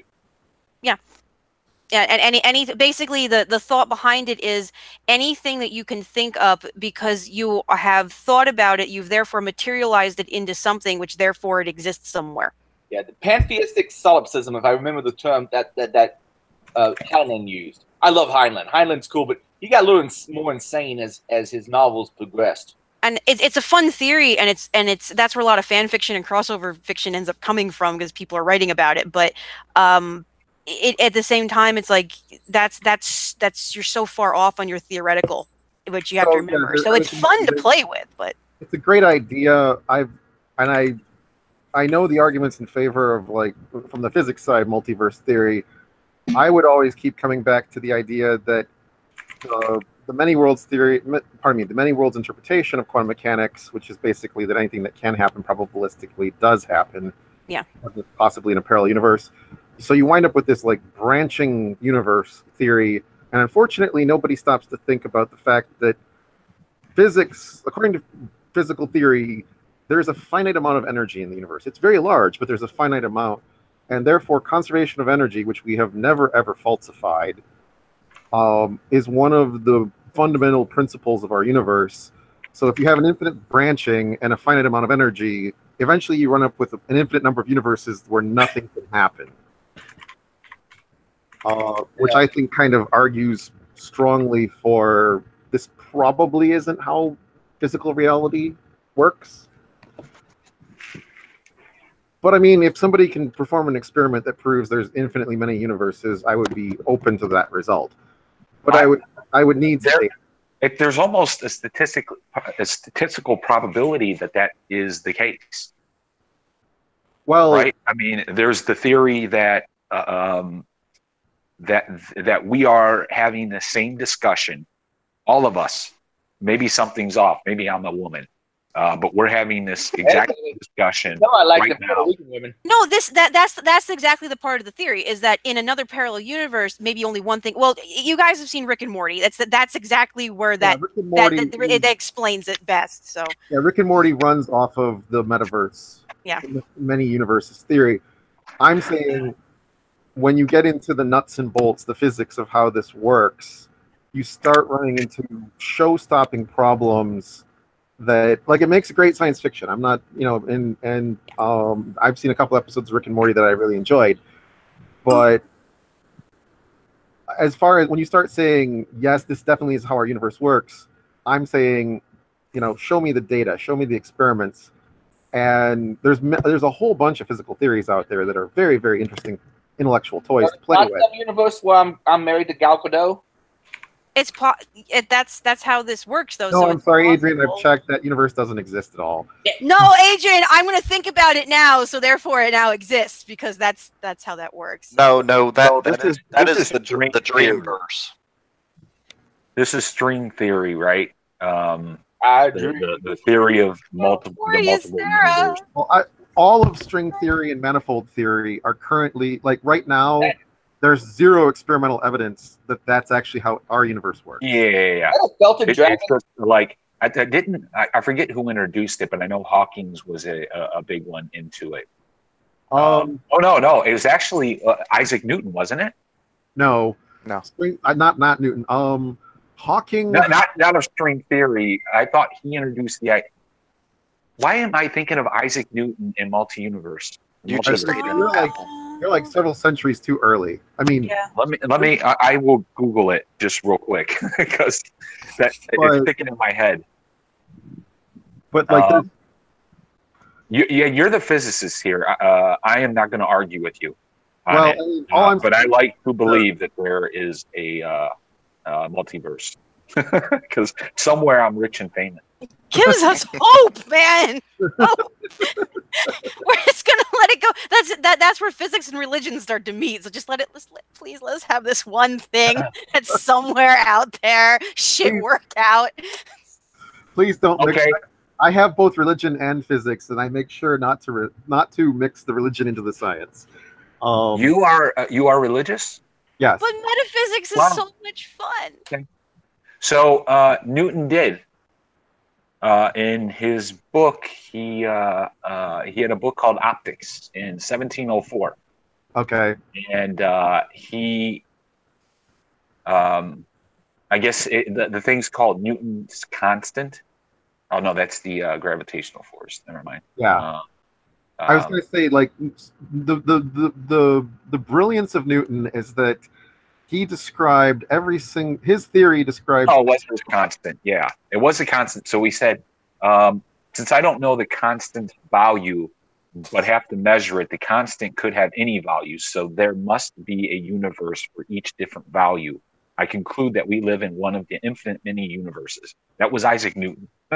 I would argue that in this particular case, his logic is flawed. Okay. Well, I mean, he was in the 1700s, but think of how smart of a man he was in the fucking 1700s. I have the utmost respect for Isaac Newton. I've read portions of Principia Mathematica and spent a long time of my life studying the mathematical systems that his physics derives from. Yeah. Studying Newtonian physics, and it's really great stuff. But for the 1700s. No. I mean, we use Newtonian physics to go to the moon and back. We use Newtonian physics to navigate Voyagers 1 and 2 across the solar system. It's a really, really good physical theory.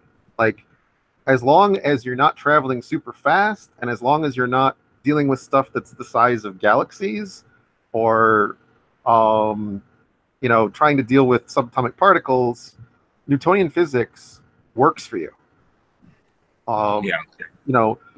But in this case, I would say that I would call what you just quoted from optics, that's Newton's speculation. He has, just because he can't, and in fact, we've measured this gravitational constant. It's, if I recall correctly from memory, it's 6.67 times 10 to the negative 11th, and I don't remember the units on it. I'd have to derive those. But it's one of those numbers that I played around with a lot, because anytime you're dealing with orbital mechanics, it crops up all over the place. So you can't calculate anything in the multiverse, right? So then you have to remove that and replace it with something else.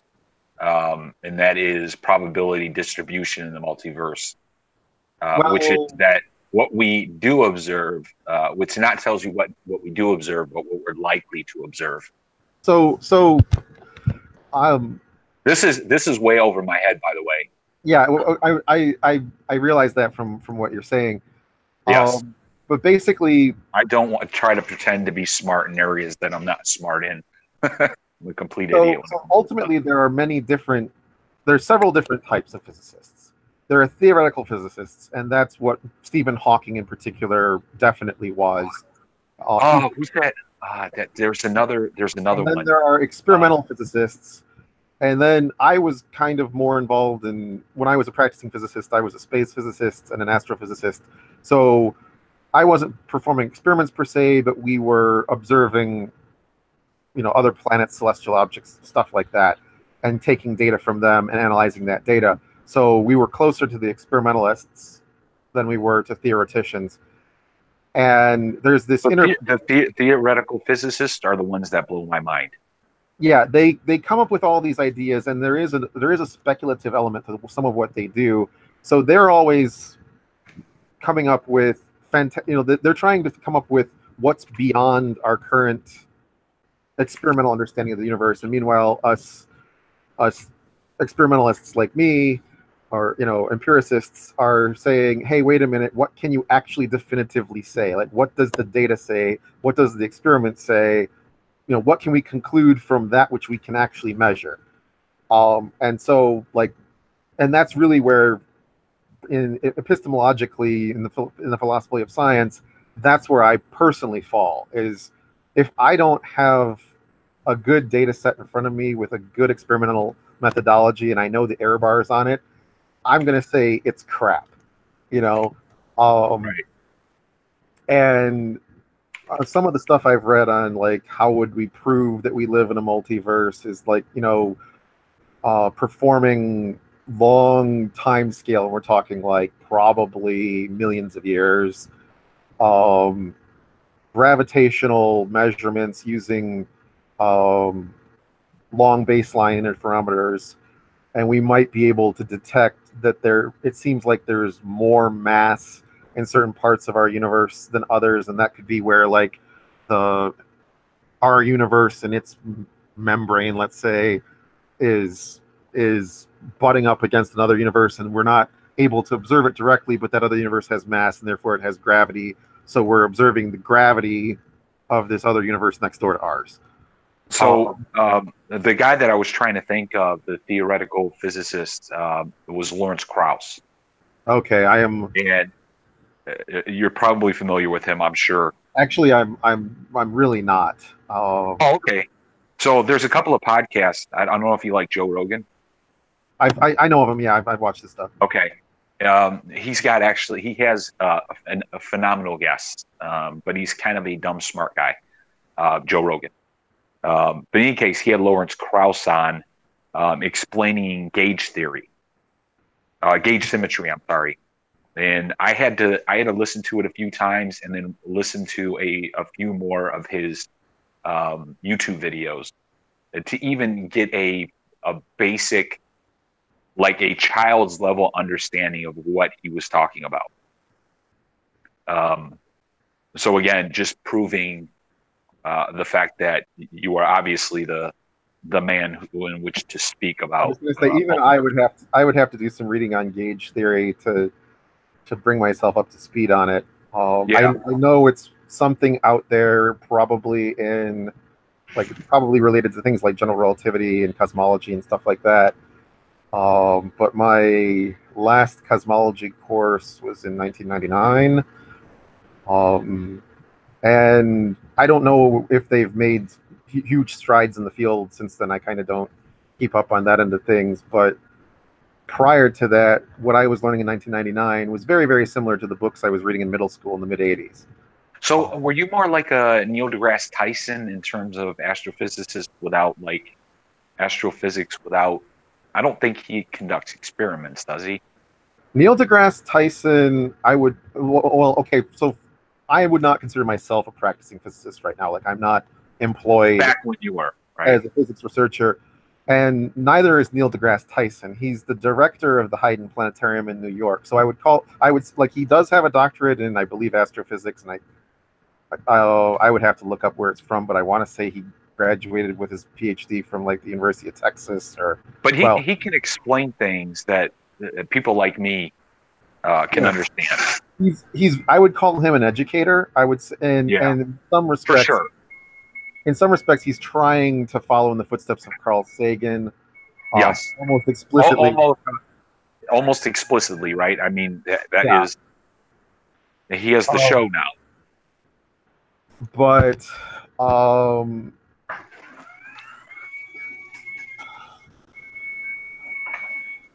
like a lot of people now, I would say if you want to do science popularism or popularize science, stick to that. And he seems Neil deGrasse Tyson kind of guy. Mix politics in, and I'm like, or his own opinions on stuff, and I'm like, that's where you start losing people. Yeah, I had to stop following his Twitter account. A long time ago, I stopped following him on Twitter. And then there's another guy in that line is the science guy. Bill Nye? The engineer? Bill Nye, the engineer guy. Well, he is an engineer. He's pretty smart, though. He is. He is really smart. And I loved his show as a kid. I used to watch it. Because he explained things in a way that a child could understand. And he had these little skits and shit. And then he came out with this new Netflix special, or his series on Netflix, which I just completely cringed. Yeah. For the probably 3 episodes that I was able to make through. But that goes back to they start mixing in pop science and politics and shit that doesn't belong in there, and that's where my problem is. It's like, dude, no. If you want to do this, fine, but do it. But don't mix your propaganda nonsense in with stuff. Gender studies, which isn't a science at all, but propaganda and religion. Yeah. Okay. Anyway, the problem is we need people to explain science to us. Those of us that aren't in the field, things that we need to understand or want to understand about the universe we live in. And for a while, those were the guys that did that, and you could listen to them, and there were no politics involved and no crazy theories. But now, all the ones that I know are explicitly doing or explaining things that deny science. So for direct contrast of science.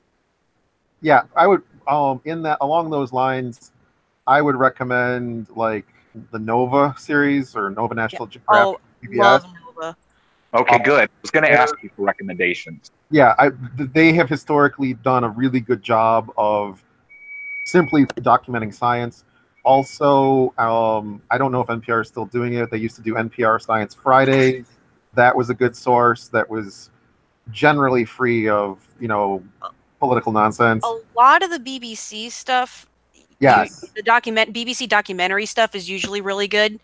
I mean, but Netflix, you got to be kind of iffy on. 'Cause I've seen some, like Vox on Netflix, I'd say not necessarily, because they tend to mix way too much politics and pop shit into it that doesn't need to be there, instead of just presenting things. Vox was an extreme disappointment for me. Yep, me too. Because they came out and they were supposed to be the policy people. Mm-hmm. They were going to be the new young mind that were going to take and create policy and explain policy, because we're run by geriatric. And then they turned into this other thing, a propaganda arm, if you would call them that. Right? How disappointing. I don't know. It just kind of sucked that the heroes that I had in this day and age are all trying to fight this culture war. As far as, the other thing that occurs to me, if you simply want to learn the subject of physics, Richard Feynman's books are excellent, and I've heard of him. It's a bonus. Yeah, like I would say start off with 6 Easy Pieces. That's the title of it. What is it called again? 6 Easy Pieces by Richard Feynman. Okay, got it. That's good. I think what else? As far as relativity, go to the man himself. I've read Albert Einstein's The Evolution of Physics, and it was written for a popular readership, like people who just graduated high school. And he explains special relativity beautifully in that book without using math. Nice. Okay. Hey, I don't mind math. In fact, that was my second major in college. Awesome. Would you like to tutor my kid? She hates it. Not in new math. It's not new math. It's algebra. It's freaking algebra. It's the same thing I did when I was in high school. Yeah, algebra. Yeah, I'm completely back to the original subject for just a bit. Yeah. Is one of the guys who wrote. Have you ever played the White Wolf role-playing games like Vampire the Masquerade and Werewolf the Apocalypse, were the two major ones? I understand Vampire because I had friends that played it, but I was always more D&D. There was a less popular one, but called Changing the Dreaming. And apparently someone on some listserv said a rampaging debate over how the folks at White Wolf had gotten so much of their existence right, adding, finally, one of the list members came to the obvious conclusion that we'd gotten it right because we ourselves were in fact changeling. In other words, someone could apply the people who really like fiction too much and end up making it think it's reality. Okay, Yeah. Do you understand that? Well, changeling traditionally, a changeling traditionally was when a fairy stole a baby and replaced it with another kin fairy child, and then was raised by humans, and then was eventually taken back to Fae.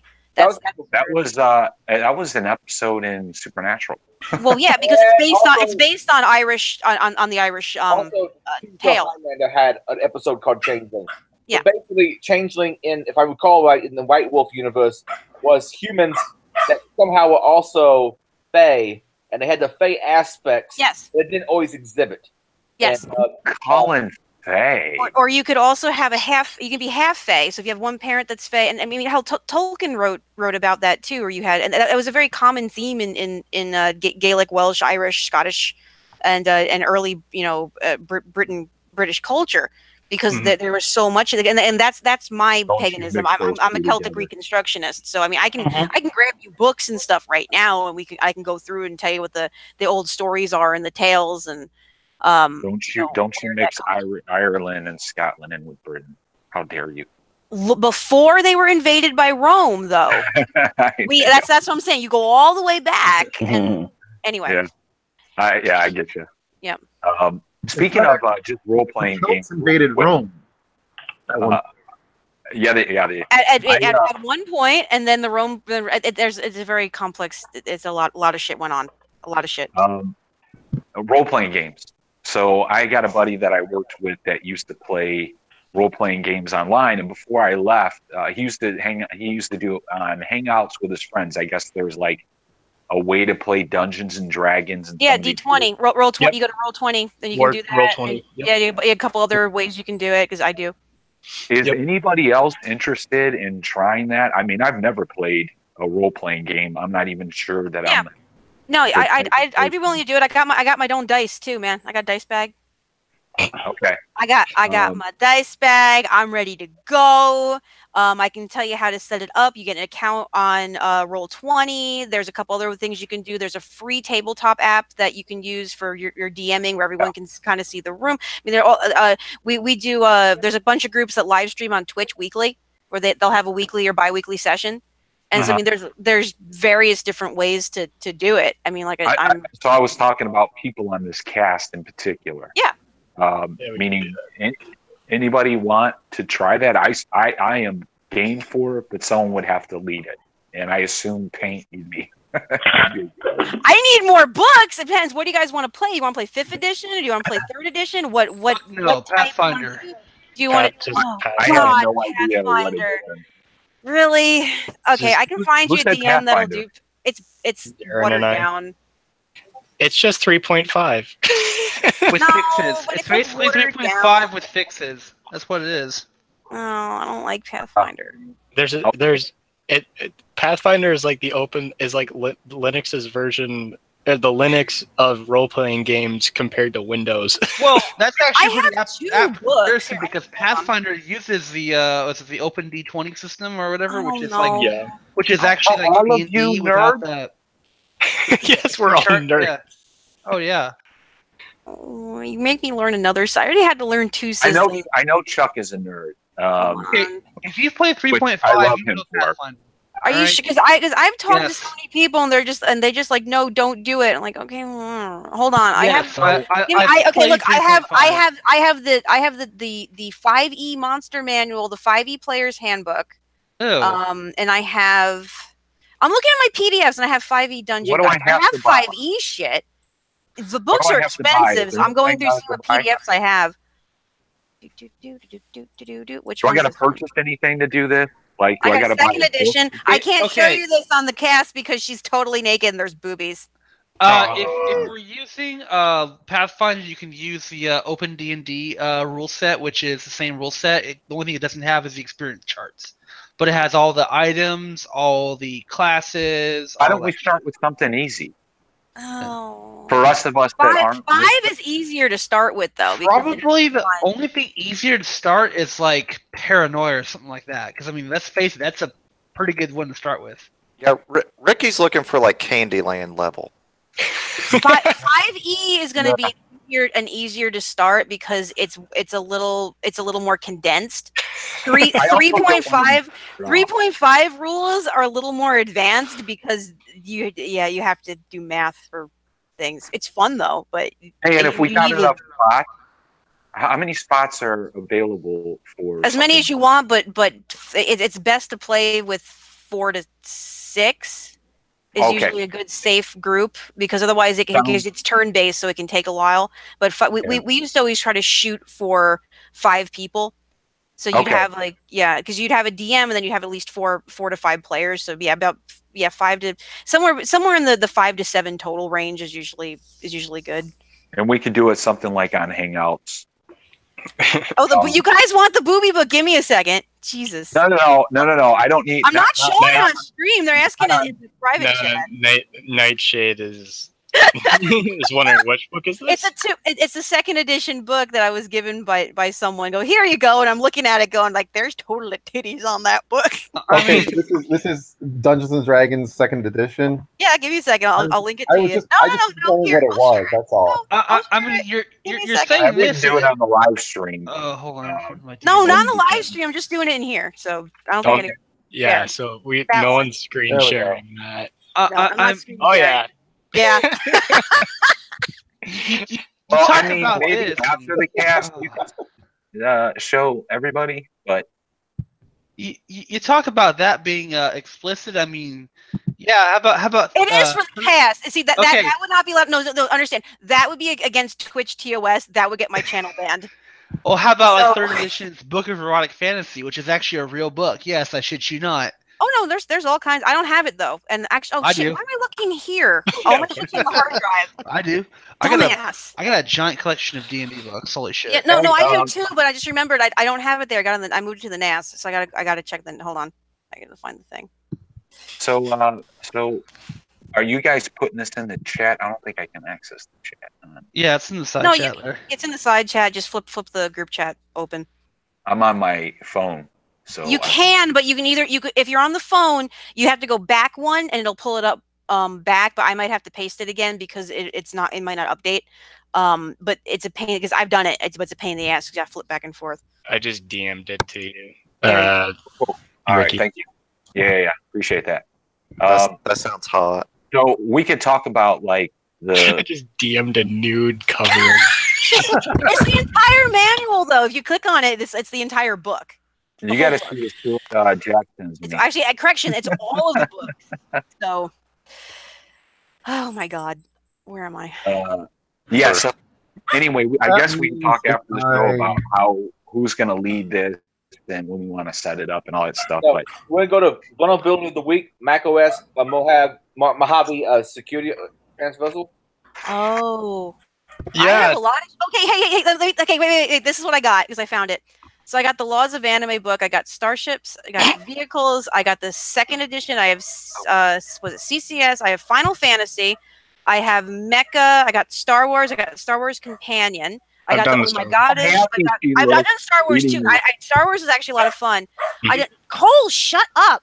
I've done I got the Ramna book, I got an Oh My Goddess book, I got Riffs and the Rift Skill book, Robotech, and I have Tina's Mutant Ninja Turtles.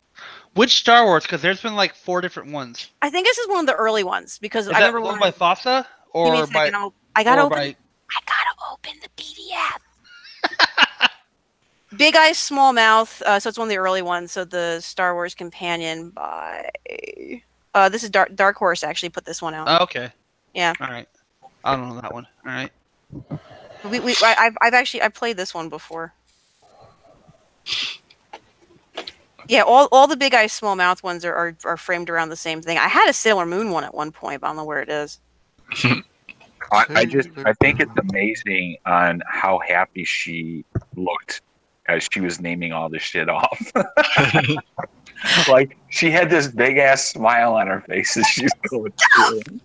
Tabletop. You could tell she really likes and enjoys this stuff. That's cool. I do, and which is I've debated DMing, but I don't ever feel if I'm confident enough to do it. You mean DM, like on Twitter? Like own the Dungeon game. Master, Yeah, Game Master, GM, DM, same thing. Oh, we can do a Tolkien universe. I have all the source materials for like all of it. What you would be completely I would fucking love to do a Tolkien one. The only problem is I will go into actually talking Elvish and Dwarvish because I actually have translations and shit. So I know Tolkien. I don't know shit about Dungeons and Dragons, but I do know Tolkien. Well, no, you can frame anything. So you just use the rule set, and then and I can get the Lotro rule set. Right. Does it help that I played Skyrim? It could. I mean, as far as lore goes and building your character, you can borrow stuff. Like I borrow stuff from Tolkien and World of Warcraft all the time and doing backstories, and then just kind of fit it in whatever the world that we're playing is for my dwarves. All right, someone put FCC banned stuff at the very end. Usually at the very end we have further reading. Okay, sorry, I put that out of order then. All right, I'll move it. That's good. Okay. Is this show note stuff? Yeah, it's the show notes. Where's my dice? Okay. Wait, that was it. Did you completely go through your rule of internet insanity? Yeah, I'm good. Well, yeah, just Come here. the statement is Crenshaw's rule of internet insanity. The internet has allowed for people, no matter how insane or delusional their belief, to find other wackos to reaffirm and boost said insanity / delusion. We can continue from there. Right now, I'm trying to figure out how to get the numbers. Back to Ricky's rule of internet insanity. I mean, if there's going to be like a rule, I want my name on it. I always wanted a rule. In fact, I came up with the Hitler rule a long time ago. Right now, I'm trying to if you mention Hitler in an argument, you automatically lose. I did that back in the argument. I can tell you, my kid understands Rule 34 quite well. This is unfortunate. So, I hate the internet, and I hate that I can't can't control her Chromebook in school, and they don't want to listen to me. I go, you do know that the kids know how to hack around all of your security, right? No, they can't possibly do that. Oh, yes, they can. Here's your search It depends history. on what they're using. It No, really does. I honestly think they're blacklisting stuff. I think that's all they're doing is blacklisting, because all the kids know if I change it from .com to .eu or .uk, I can get around it. I'm like, fail. So back in the day, we used the company I was with purchased WebSense before I got there. And WebSense, all you needed to do on a site was remove the S, so an HTTPS. I want all your. I'm sorry, you would add an S. You would add HTTPS, and WebSense then just allowed you right through. And somehow, every single one of the employees, somebody figured out about it and then told everybody else, and it went like through wildfire through the office. Yep. So we weren't blocking it; we were logging it. All of a sudden, we saw everybody streaming, radio, TV, you name it. Yep. So yeah, I don't know what those budgets are for web filter proxies, but if they're just blacklisting, oh yeah, hell yeah. Yeah, and I brought this up. They've also swear that it's not possible for the kids to look up each other's information in the Google directory. And I'm like, you do realize that you're using they're using their student ID number for their login. They're using their student ID number for their lunch card where all the money is on. And they're using it for basically all their identifying email and shit. And I'm like, you do realize that if you simply just type in the student ID number in the directory, it pulls up that kid's first and last name, and you could you can look enough stuff up to know more than you should. And the principal flat out goes like, no, they can't possibly do that. And I have another person goes like, oh well, she's a hacker, so she can do like special things. I go, no, this is on my kid's account, just as her, with nothing special, no hacking involved. You need to fix this. No, yeah. I volunteered for 4 years at this place. It's a local. It's called Julie Billiard School, and it's for autistic children. And it was one of the best experiences of my life. But I sat on the tech committee, and there was so many things that we had to change about the way they were doing stuff. They had privacy issues, and we're talking about kids with autism in different degrees. They were all over the spectrum. Oh, yeah. Some of them understood security 100 times better than I did. Yeah, which is what's fascinating with that. They were decrypting. They were setting up rigs to do decryption, and they were 6 years old. Yeah, and well, that's what's amazing about autistic kids is they'll have that savant ability where they'll just like look at math and it just goes and they figure it out like just glancing at it. And there's amazing. Yeah, there's amazing stuff that I've seen these kids do. Yep. So just the security assumption that apparently we're running off of that, they're in high school, they'll never figure it out. I'm like, oh, no. All right. The lady in the front of the PDF is very attractive. I'm somehow doubting that armor helps her armor class very much. Definitely not. I guarantee you that isn't. That was one of the things that I thought of, too. I'm like, my dwarf in World of Warcraft is always fully clothed because my assumption is if I'm going to be out hunting shit and attacking and doing my stuff with my hunter, I don't want to be naked. So I walk into town and there's some like friggin' Draenei and Night Elves and shit in the skimpy ass pasty armor, and I'm like, dude, that totally should have like a negative. There's something called like I don't know.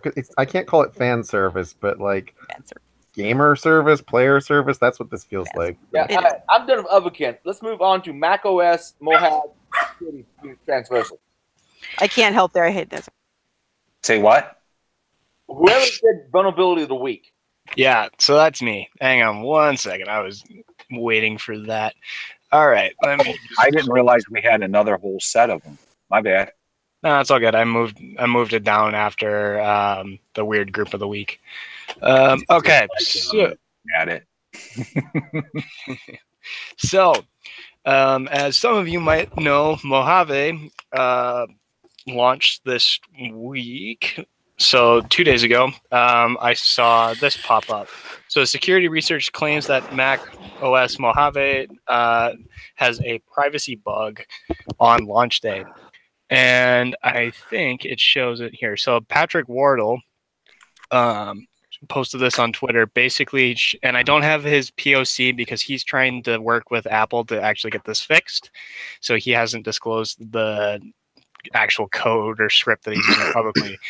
Anyway, what he's able to do is bypass any sort of user permissions and essentially become root user through his script to then grab anything that script is targeting. So in this case here, he's attacking your contacts list.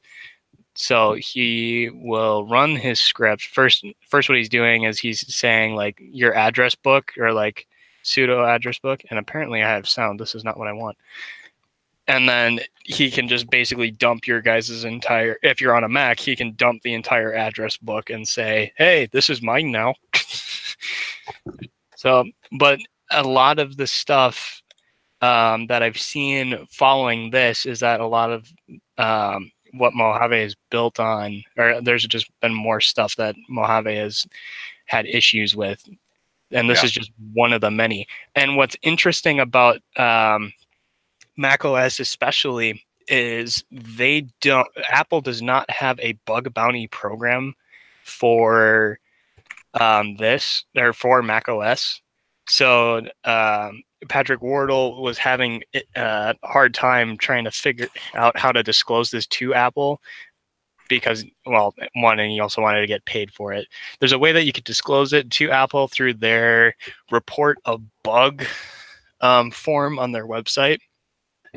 But he was looking for their actual like bug bounty, which doesn't exist yet. They have one for iOS, but I have a feeling. I have a feeling they don't have one for a reason, and this is why.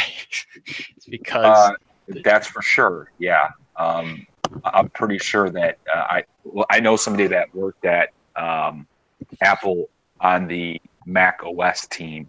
And he was part of the security division, and they for sure do not have the bug bounty on purpose. That's legitimate. That's not a fan theory or something out in the woods. Yeah, that's for sure. It's not a Caprico's weird paranoid theory that Apple just doesn't want you looking at their software. What am I looking at on Adrian's screen? What was that? It's on fire. Adrian, that's not your house. Adrian, that's not your house, is it? It'll be okay. he really likes it well done. Dude, is that seriously his house? Is that really? No, it can't be. Yes. What the fuck? You're trying to stop it with your feet? Adrian, do I need to come down there?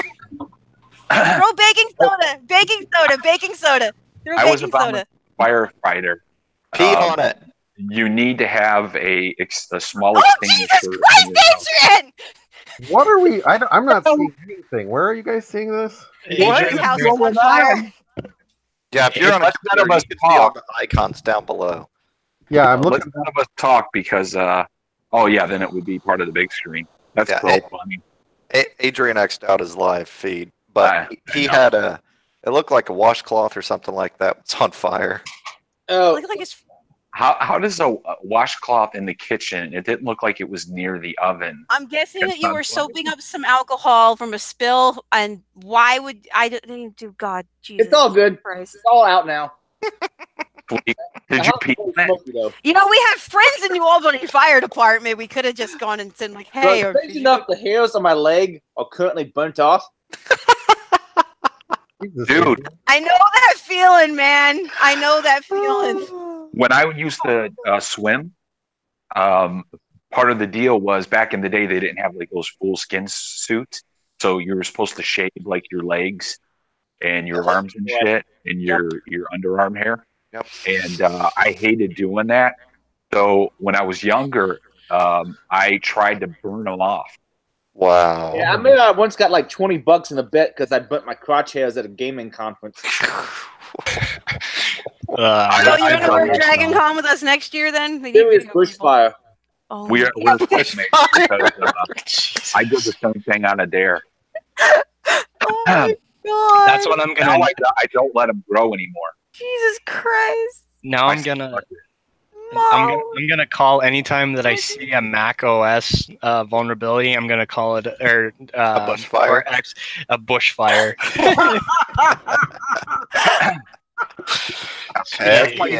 Wow.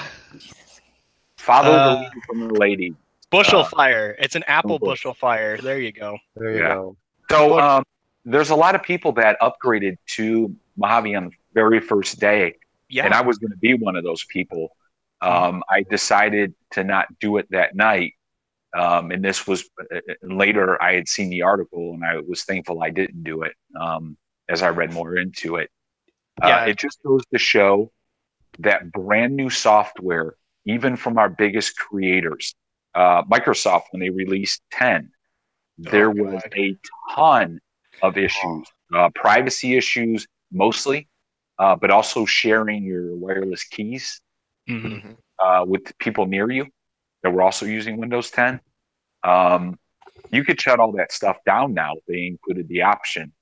But yeah, dude, installing new software, especially like version 1, is something I won't do again. I will wait a couple of months until they fix the bugs and then wait to see how it does and then install it. So Chuck, either there's ways you can protect yourself against this, which I'm sure you're going to do. Don't update. Oh wait, well, no, he already did. He already updated. And you can't. And here's a funny thing. I don't think. Is it the same with iOS, where you can't roll back?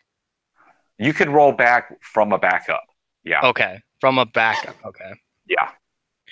So what I've done in the past what I've done in the past was reset everything to factory default. Install the original image it came with, then restore via backup. Install the OS that I wanted, and then restore all my shit from backup. So pain in the dick, but it can be done. Yeah. So the thing that kind of bugged me a little bit when I first saw this was if this was something that was found on day 1 of them launching this, what else are we gonna find, or what else is the community gonna find within a week? Like, and this is like a post exploitation and kind of attack where this is like harvesting of information. So it's not like someone's gonna it's not like someone can remotely do this. They need to have access to at least or they need at least a terminal instance on your Macintosh. Yeah, so they would have already had to have gained access to your system. Yeah, which there are many ways to do that normally. Is Chuck still there? Chuck is muted. Chuck is muted. Chuck. Okay. To the dark side. He doesn't really need to know. I'm gonna send him instructions on how to downgrade. He might. I'm sure he knows. I'll send it. and Mary's just playing WoW in the background. Why not? Why? Yeah, exactly. Why not? I'm that boring. She went to No, I'm fascinated by it, but I have to be multitasking. So I got 2 monitors. You're on one screen. I'm on the other. I have 2 monitors. 100% from the Twitches that I watch of her. An excellent multitasker. I can't do it. My wife can do it. Things at once. Well, yeah, I know a lot of people that did it. In fact, I did an experiment at work with my staff. This was a while ago. And the experiment was to compare focusing on one task versus multitasking, and which was faster. And a single focus task, 100% better every time. But for something like this, I wish I could multitask, but then I zone out of the cast and I am doing whatever. Like I can't multitask with watching TV. Like if there's a show I want to watch, like I'm rewatching Game of Thrones because after my dad passed, that was like our favorite TV show. Right. So I wanted to start watching it and then get ready for next season. And I also was trying to do shit on in my lab, and I was just missing huge parts of the show. I can't do it. Yeah, I'm pretty okay with multitasking, especially during the show, because I can just move. I can keep the conversation and then move back and forth. Because I've been like, what I've been doing right now is we've gotten like 4 or 5. I think like 4 or 5 people join the Discord now, and I've just been like chatting with them on and off throughout the cast, and then keeping conversation. Well, but then I seem to be checking out the podcast. I honestly blame you all for this because we got into that hardcore discussion of on Dungeons and Dragons. Of Dungeons and Dragons. So, so are you gonna set it all up, Mary? I can look into that if you guys want to do. I don't want to keep calling you Paint, but since other people are calling you Mary, that's it's fine. I have the things I prefer Paint when I'm doing like my Twitch and stuff, but I have a couple regulars that come in that call me Mary, or when I come into their streams they call me Mary. So at this point, she's like, it doesn't matter. So yeah, it's fine. Dude, I spent about 3 months trying to find the accounts of people that were fucking with you. You remember? Yeah, I did, and we I think they eventually got bored and went away. Yes. And I think it's what happened. The thing is, Kittens made a bot about it. Mm-hmm. But I was looking at the way that they spoke, and it seemed like it was all 1, maybe 2 people. Yeah, well, it was most likely there was a bot, because I did some more research into it, and about a year and a half prior, there was a company that Twitch and a bunch of the people had sued that was selling bot services, and they went underground for a while, and then that was about the time, about 2 years, they resurfaced. We think out of Russia. We think they just moved the servers, and it was a paid bot service. You paid them like $50, and you could have, and that's what it did. It was basically just a harassment bot. To counteract that. To counteract that, a couple of the Twitch programmers that are also in creative created a counter bot so that when they came into the channels that got affected the most, they had them running the bot local on their computer. That was a mod bot, and that bot would find them immediately and immediately ban them, like as soon as they even came into the channel. That was the link I sent you. I believe this is a bot farm. Yeah. But I thought it was people operating those bots, not pre-programmed harassment, because some of it some of it was, so some of it was just pre-programmed harassment bots, and then some, but then there was probably two or three that were, it was the same shit, and so I think they had access to the accounts it created, but then they also just flooded. So so I mean they were using the same type of punctuations, some of the same harassment names. Yeah, over and over and over. Some of the same sexism, shit like that. So, I mean, I'm glad that they've stopped, but for now while they're bored. Into a dead end. But no, I guarantee you. Stop them. No, they're high school students. I put money on it. It's high school kids, because notice school started and sort of and the harassment went away. Well, yeah, that might be true. But they were they knew enough about OpSec where those were brand new names created. Yes. I don't have access to the IPs that they were using. For instance, I tried to message them to get them to go to a website where it would log their IP. None of them visited. I was trying everything that you would do on Twitter to source somebody. And just I couldn't find it. So no, it's fine. Like for now, it's calmed down. I mean, and then I've had 1 or 2 trolls try to come in with me, and that's always hilarious, because anytime someone tries to troll me, I immediately throw up cock pictures. And so I had someone come in and they try to be rude. Real quick, explain what the cock pictures are. I have a rooster that for a while on Twitch, his name was Carl the Actual Cock. And so what I would do, actually, Carl was on stream with me yesterday. So Carl the actual cock, and now I've currently changed it to Carl a fierce chicken. I may change it back, but Carl is legitimately a cock, and so people would start being like, hey, you know, whatever, and be lewd, and so I'd go, okay, well, we want to talk about it? Fine, we'll talk about cocks, and actually Kranitz has helped me with this too, one of my mods, where we just start messing with them, where it's like, okay, yeah, no, hold on a second, I got a fat pussy, you want to see my fat pussy? And I'll pick up the cat and I'll put her on the desk. And after a while, they just realize they can't really fuck with me. So they end up. So what's funny is we play with them for a bit, and I've actually made friends with a couple of them where they're like regulars now in my channel.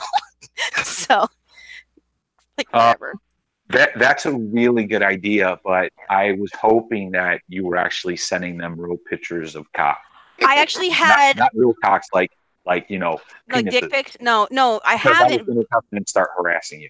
No, because I actually had a folder of 1,000 cock pictures of chickens and shit. So I actually got a spammer that messaged my Google Hangouts, my Google number, and so I literally must have sent them back 1,000 fucking cock pictures just until they couldn't get a text in edgewise. I think they had to close the account because they were trying to scam me, and I'm like, okay, here you go. And Adrian has that same folder. But it's not of roosters. It's not roosters. No, mine are all are G enough rated, so I don't get banned from Twitter. I've never sent a dick pic to a woman, and I've only had women send dick pics to me. Namely, true.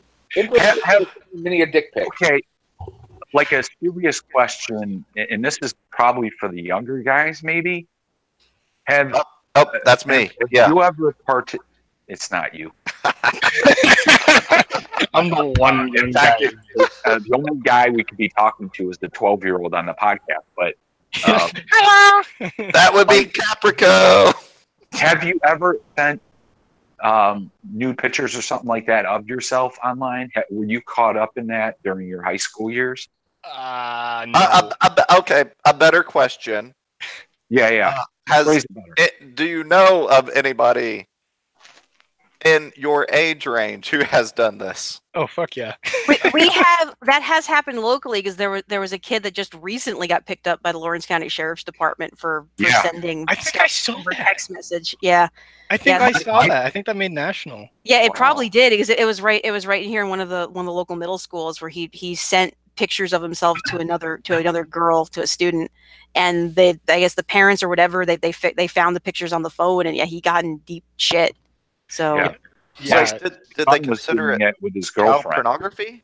It is because if they're both underage, it's still child porn. That's Transmission of child pornography. My son was doing it with his girlfriend. They are the perpetrator and the victim all in one. Exactly. What's that? They're the perpetrator and the victim. That law needs to change. It's got to be something else, because these kids are ending up with a record like transmitting child porn, and that's on their record. That's almost they become a sexual offender. I was about to say that, yeah. And when I was in high school, obviously we weren't sending pictures back and forth of each other naked, but we saw each other naked, and there were people in our high school, girls that we go skinny dipping with. Right. A lot of people have that experience. Now we just have a different way of doing it, or kids have a different way of doing it, and they're being classified as sexual offenders because of it. Yeah. So, like, I personally have not done that because of those. Well, not just because of that, but particularly because of the child. Or because of the child porn law.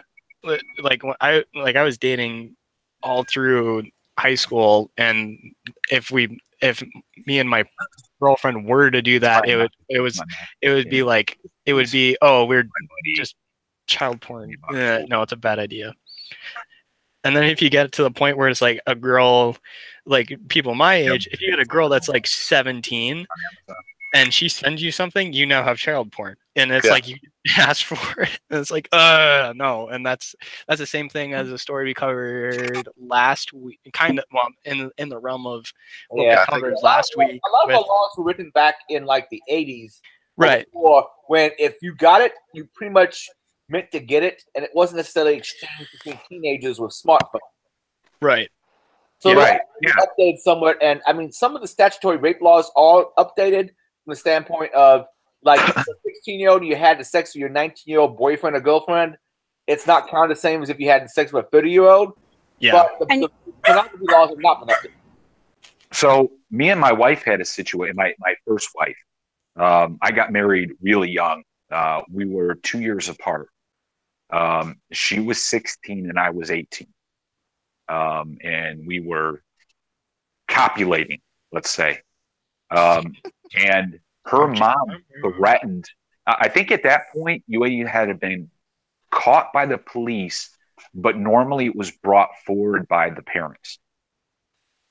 The statutory rape thing, because in Ohio, 16 was the age of consent.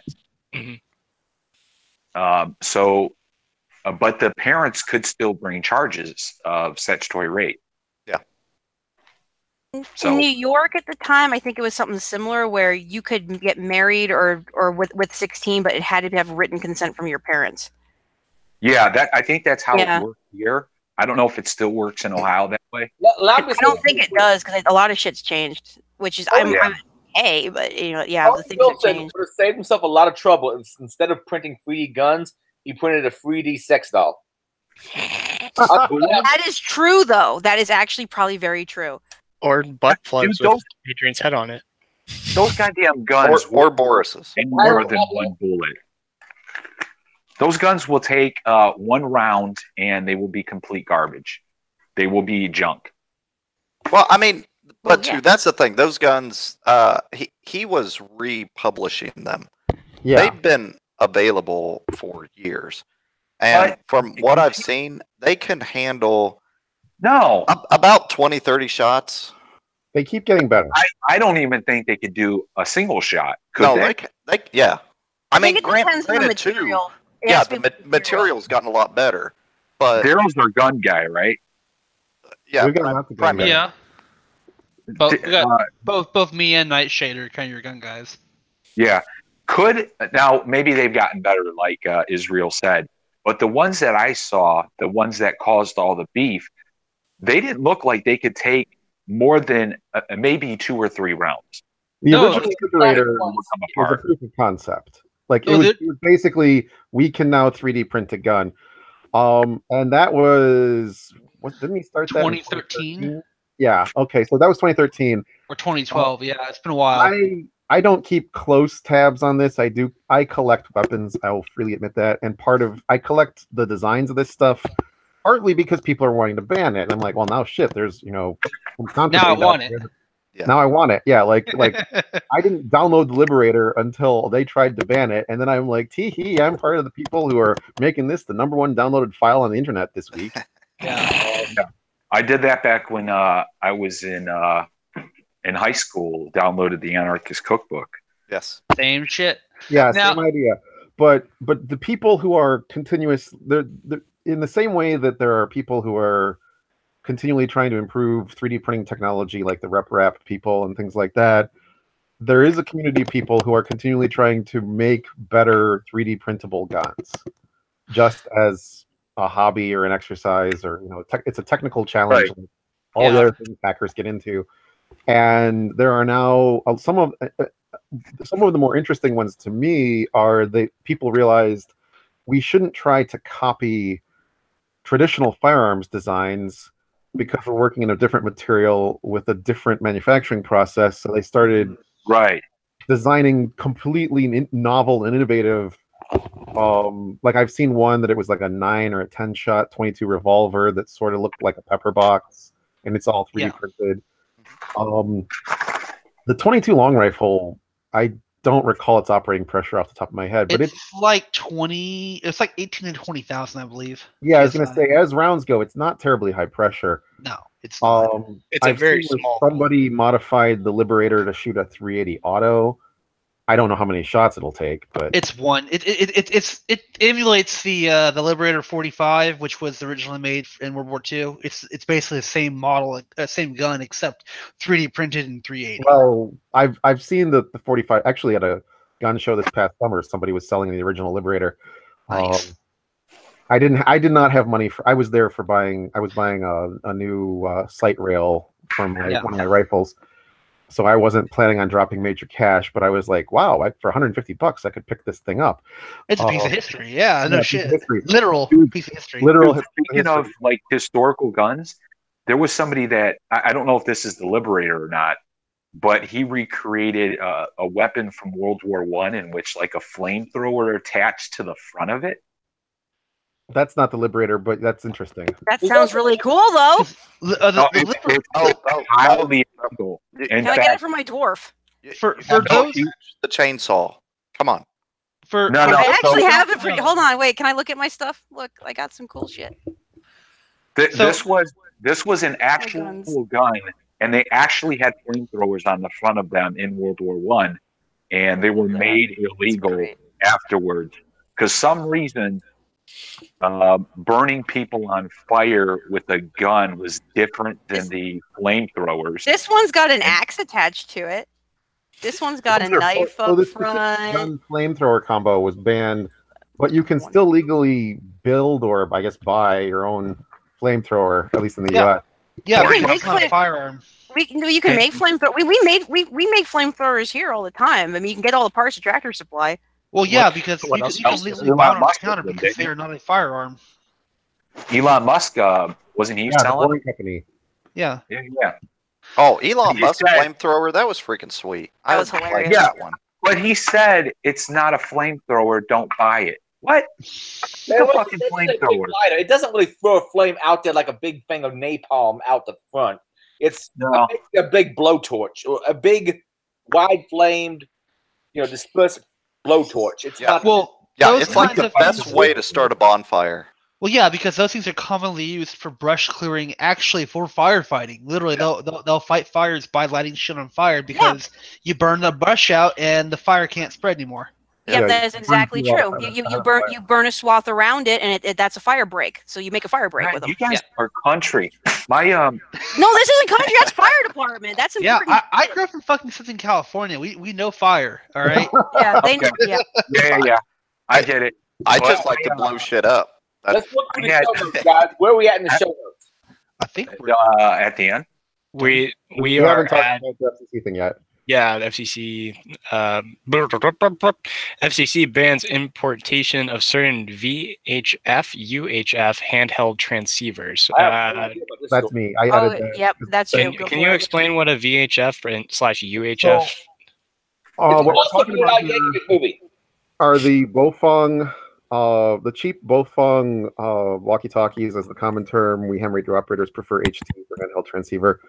You can buy these off of Amazon.com for, I've heard, as little as $10. The cheapest I've personally seen is $30.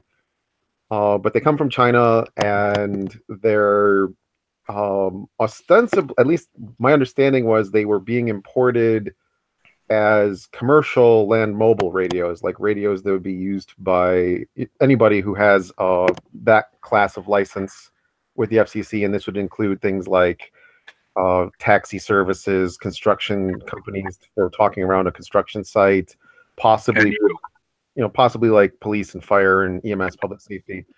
That's what Part 90 is.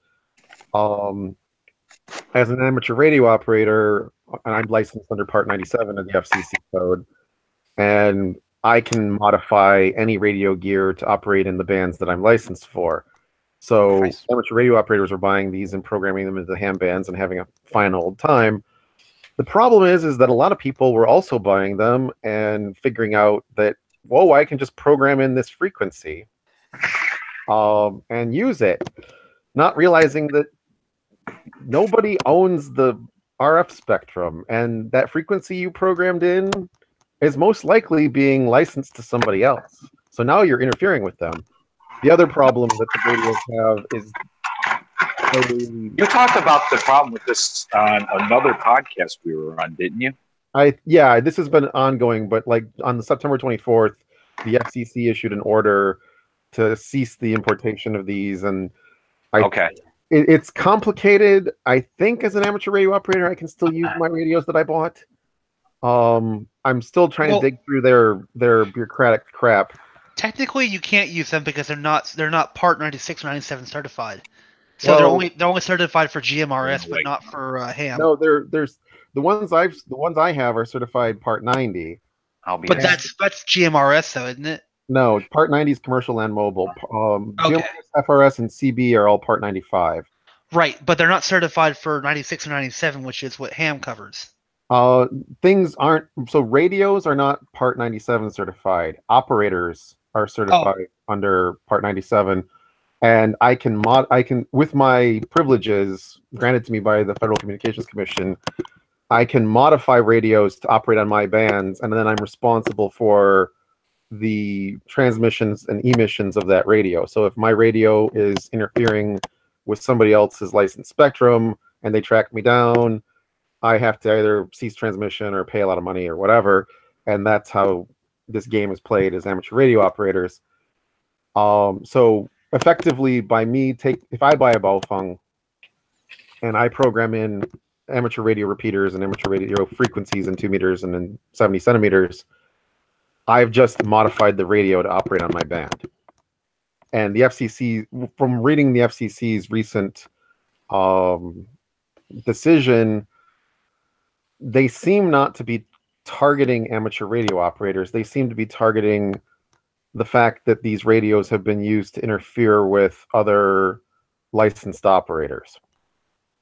And the specific complaint is also these radios are capable of transmitting a signal that is 25 kilohertz wide. And in the last I think it was about 2008, 2009, the FCC went through what they called a narrow banding effort, where Part 90 and all the other services except amateur radio, and I think the Part 95 services, were required to go from channel widths that were 25 kilohertz wide to channel widths that were 12.5 kilohertz wide, and ultimately it's going to shrink down to, I think, 6.5 kilohertz.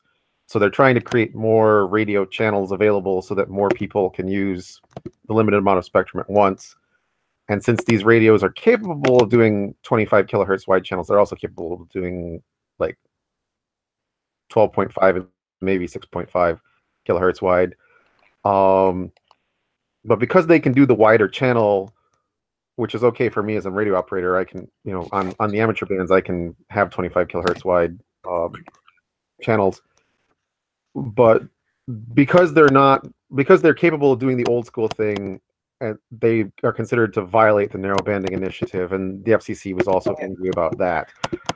My personal expectation in all of this is not that the Baofengs are going to be banned.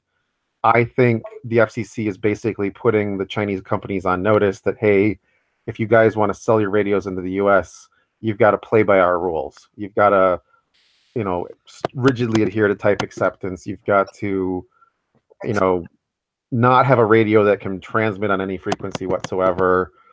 And if it's going to be a commercial radio, it needs to not have a user-facing keypad. The amateur radios, that's fine. But you're going to have to start making a wider variety of models for these specific purposes. In the end, though, I suspect that given our community, both hackers and hams, people will be modifying the hell out of these things anyway. Because at $10 to $30, if you destroy one, it's not a huge loss. And two, they have nicer ones that are more than $10 to $30. Oh, they do. Yeah, and just to throw this out there, modifications in my world may have taken place, but I don't click the little lever on the side to talk. Yeah. So I only listen. Yeah, for anyone wondering, it's totally legal to listen to amateur radio. Receiving is fine. Yep. Transmitting, if you're licensed, is not. That's where you get in the issue. Well, if you're licensed, transmitting is It's fine on certain bandwidths privileges or frequencies. Yeah. But you can receive on theoretically any bandwidth you want. You just can't transmit on some without permission, basically. Well, you can listen, and it's the operator's responsibility to encrypt, or whoever's running that radio's responsibility to encrypt. So yeah, you can listen, just don't talk. A very important caveat. Under federal law, what all of you have said is true. Certain states require, like, if you're going to scan, as they call it, which is, you've got all these radio frequencies and you're listening to them. Certain states, and Florida is one of them, require you to have an amateur radio license to scan legally. Now, granted, if you're just listening, I don't know, they're going to have a hell of a time tracking you down. Like, they may be able to do some kind of, excitation trace of your radio that there's, that it's giving off some. If you build a cage. Well, if you build a cage, you're not receiving. Yeah, you're not going to get the signal. Then you're not going to get the signal. Yeah. We used to listen to pirated radio in the 80s. Is that sort of the same thing? Oh yeah. Well, yeah. There's still pirates. The radio stations were decent here in Cleveland. They had a lot of options, but you couldn't hear like heavy punk music or heavy rap music. Well, not just pirate radio, but I mean shortwave radio is still a big thing. So you can. I remember listening. I think it was a shortwave radio station in like Middle East. They were picking up one night because I was listening around and seeing what was out there. So I mean, yeah, you could. There's all kinds of web resources that will tell you, oh, you're in this location and it's this time of day, so you should pick this signal up from this part of the world on this frequency. I do. So I've done that on my computer. I don't have any special equipment, but I've listened to like audio and radio from other countries. Yep. Yeah. But I saw an episode of Family Guy where Peter gets a ham radio, and he's picking up shit like sports channels in England and stuff like that. That's the extent I know about ham radios.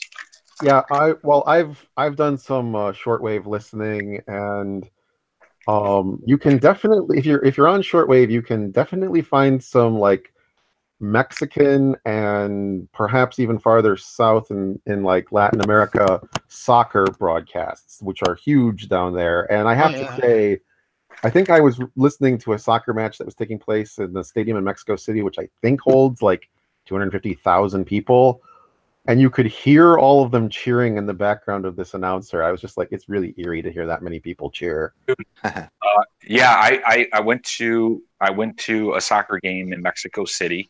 I went to one in Venezuela before it turned to shit. And I went to one in the UK. The Mexico City and Venezuela, Britain, the UK cannot hold a light to it. I mean, they've got some surly fans. They've got, I forgot what they call them. The hooligans. The hooligans. They got those guys, which look tough as fuck, and they like to fight. But the crowds at Mexico City and in Venezuela were insane. I've gone to Cleveland Browns games, right, when they were doing well. And this was in the 80s, so the stadium was 80,000. It sat 80,000 people. Okay. The Browns were like really good. They had Bernie Kosar, and they were going to the AFC Championship game, yada, yada, yada, the fumble, the drive. Fuck that. I had to chuckle for a second because you said when the Browns were really good. So yeah. But then, they were an NFL powerhouse. Yes. And they are not the Browns anymore. Agreed. Hey, they got that one game though. Yes, yeah.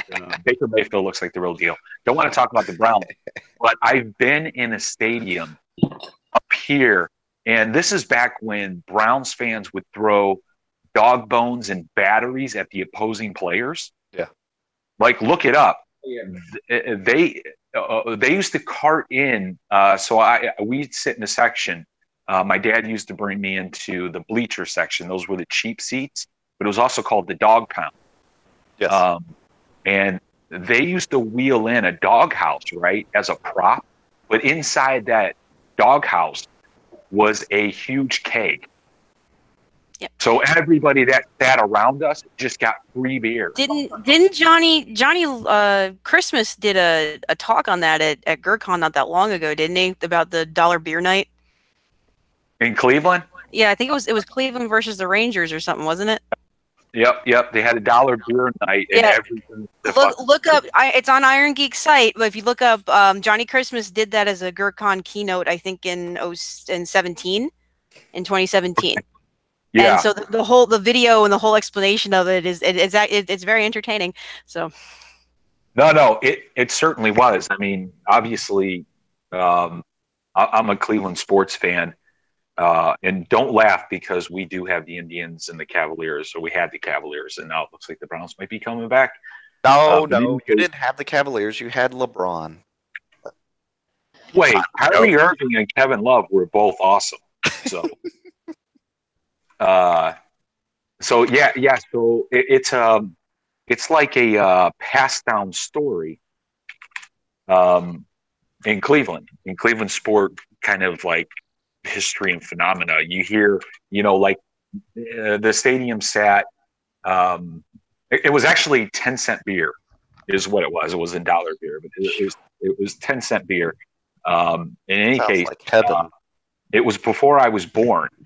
But like the stadium sat 80,000 people, and like 1 million people said they went to it. They were there, 10-cent beer night. So you never know. You talk to the old timers, and they talk about that. But I'd like to hear his take on it and how it was part of the keynote. How he referenced it outside of Rangers in Cleveland, had a 10-cent beer night and things. It basically, I think the final takeaway from it was don't be dicks to each other. But it was. You remember? I remember his one about don't be dicks to each other. I don't remember that it talked about the 10-cent beer. The one he did at GerCon, the entire thing was like an hour long. Done a couple of them, huh? Yeah, probably. Or maybe I just didn't listen to the full thing. But no, definitely the first half of it is just on loop of like a documentary of the 10-cent beer night. We're still live, so I don't want to. Yeah, I'll wait. I mean, like I said, it's on Adrian's. I know. I just have some comments on the one that I heard. Okay.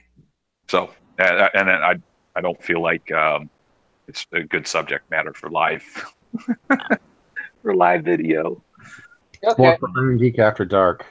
All right, let's get to the After Dark part. So where are we in the FCC stuff? So I was just basically that Bofung's might be going away for a while, and then I expect him to come back. If I guess there's a run on them right now because people think they're all going to be banned and you're never going to get them again. But what is it? The Bofung UV5R radios. Oh, gotcha. Yeah. I don't even know what I have. I bought some after I got my ham license, and it's been sitting here for like 4 or 5 years. I'm not done shit with it. Yeah, mine is a Bofung because of the lustrous. Yeah. Nice. Yeah, I have. You've made me interested in it because it was the cheapest way for me to get access to the 220 megahertz ham band, which otherwise it's difficult to find gear for that.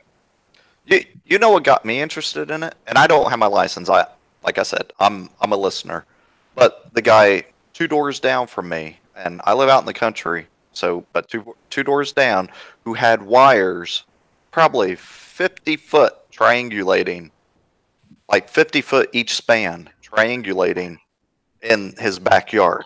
That's what got me. I'm like, what the freak is he listening to? Everything. Yes.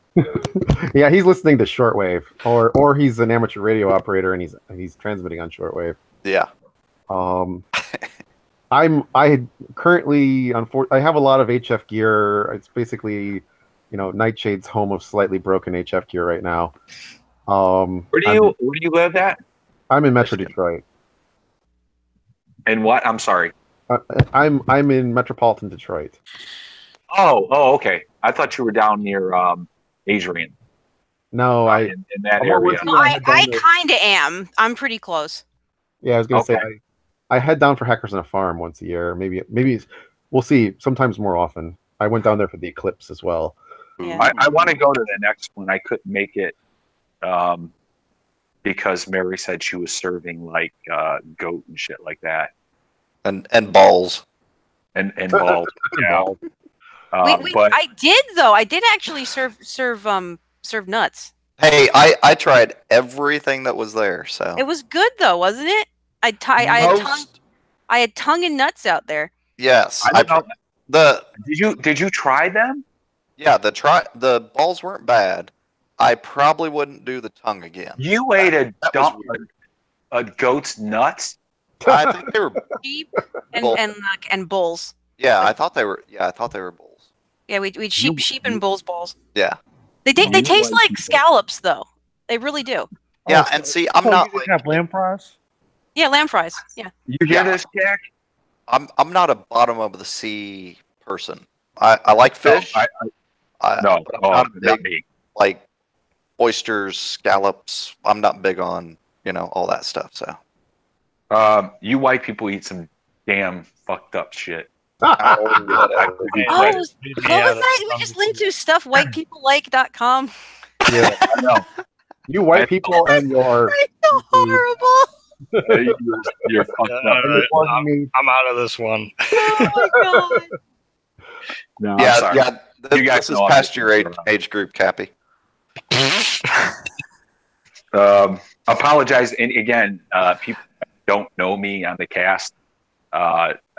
These guys know I'm fucking around. I do not group all white people together. I try not to anyway. Yeah.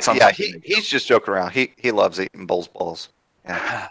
We have some kind of balls. What all balls do we have at your house, Mary? Goat and no, excuse me, lamb. We had lamb fries and bulls and Rocky Mountain oysters. Okay. Are you near where we'll be next week? Louisville? Yeah. It's like an hour and a half away. It's close hour and a enough. half. If we push it, we can commute. But I'm actually looking for some place to crash down there for a tent because I'm actually back to my room, but you may have to stay on the floor. Well, no, I'm okay with you. But the problem is, I'm bringing a friend from Chicago, and he needs. We're going to put him up, so I'm not gonna. I'm not gonna ask for both of us. So I was actually looking for tent space. I know what I'm alone. I'm alone in a hotel in Omni with a king size bed. I don't know if you want to join the bed, Kranitz would like to cuddle with a goth girl. He's actually looking for a nice goth girl he can make friends with and then marry. Like a goth girl. I don't mean to disappoint him, but I don't know how many goth girls. He's at the wrong con. I honestly think he's really looking more like pagan chic. No, it's the same shit that friggin' Pancakes and Miss Bats and them all wear to the parties at night. That's kind of like a long. So I told him, goth girl. Pancakes taking the Boystown Road after. Damn it! Snipe is the one that has that site, or had that site. Oh, okay. Ah, Jesus Christ! It was killing me. And then you brought up MS Bats and. When did you guys want to? When did you guys want to do this game? By the way, because I'm setting it up right now in Roll20. I'm ready to do it anytime. I start work next week on the 3rd. What day is a good day? So if I'm allowed back up to the gym, up to the studio, actually, if they let me back in. Thursday evenings and Sunday evenings are bad for me. Bad for you. Okay. So like Saturday night would probably be safe for everyone, or Saturday's safe for me. I am married with a kid. I know that feeling often. Except for this Saturday, we're having my wife's birthday party. Well, no. I'm looking forward to maybe the 10th or later. So yeah, okay, that's cool. So maybe we can try the 10th, and then we'll say PM. So.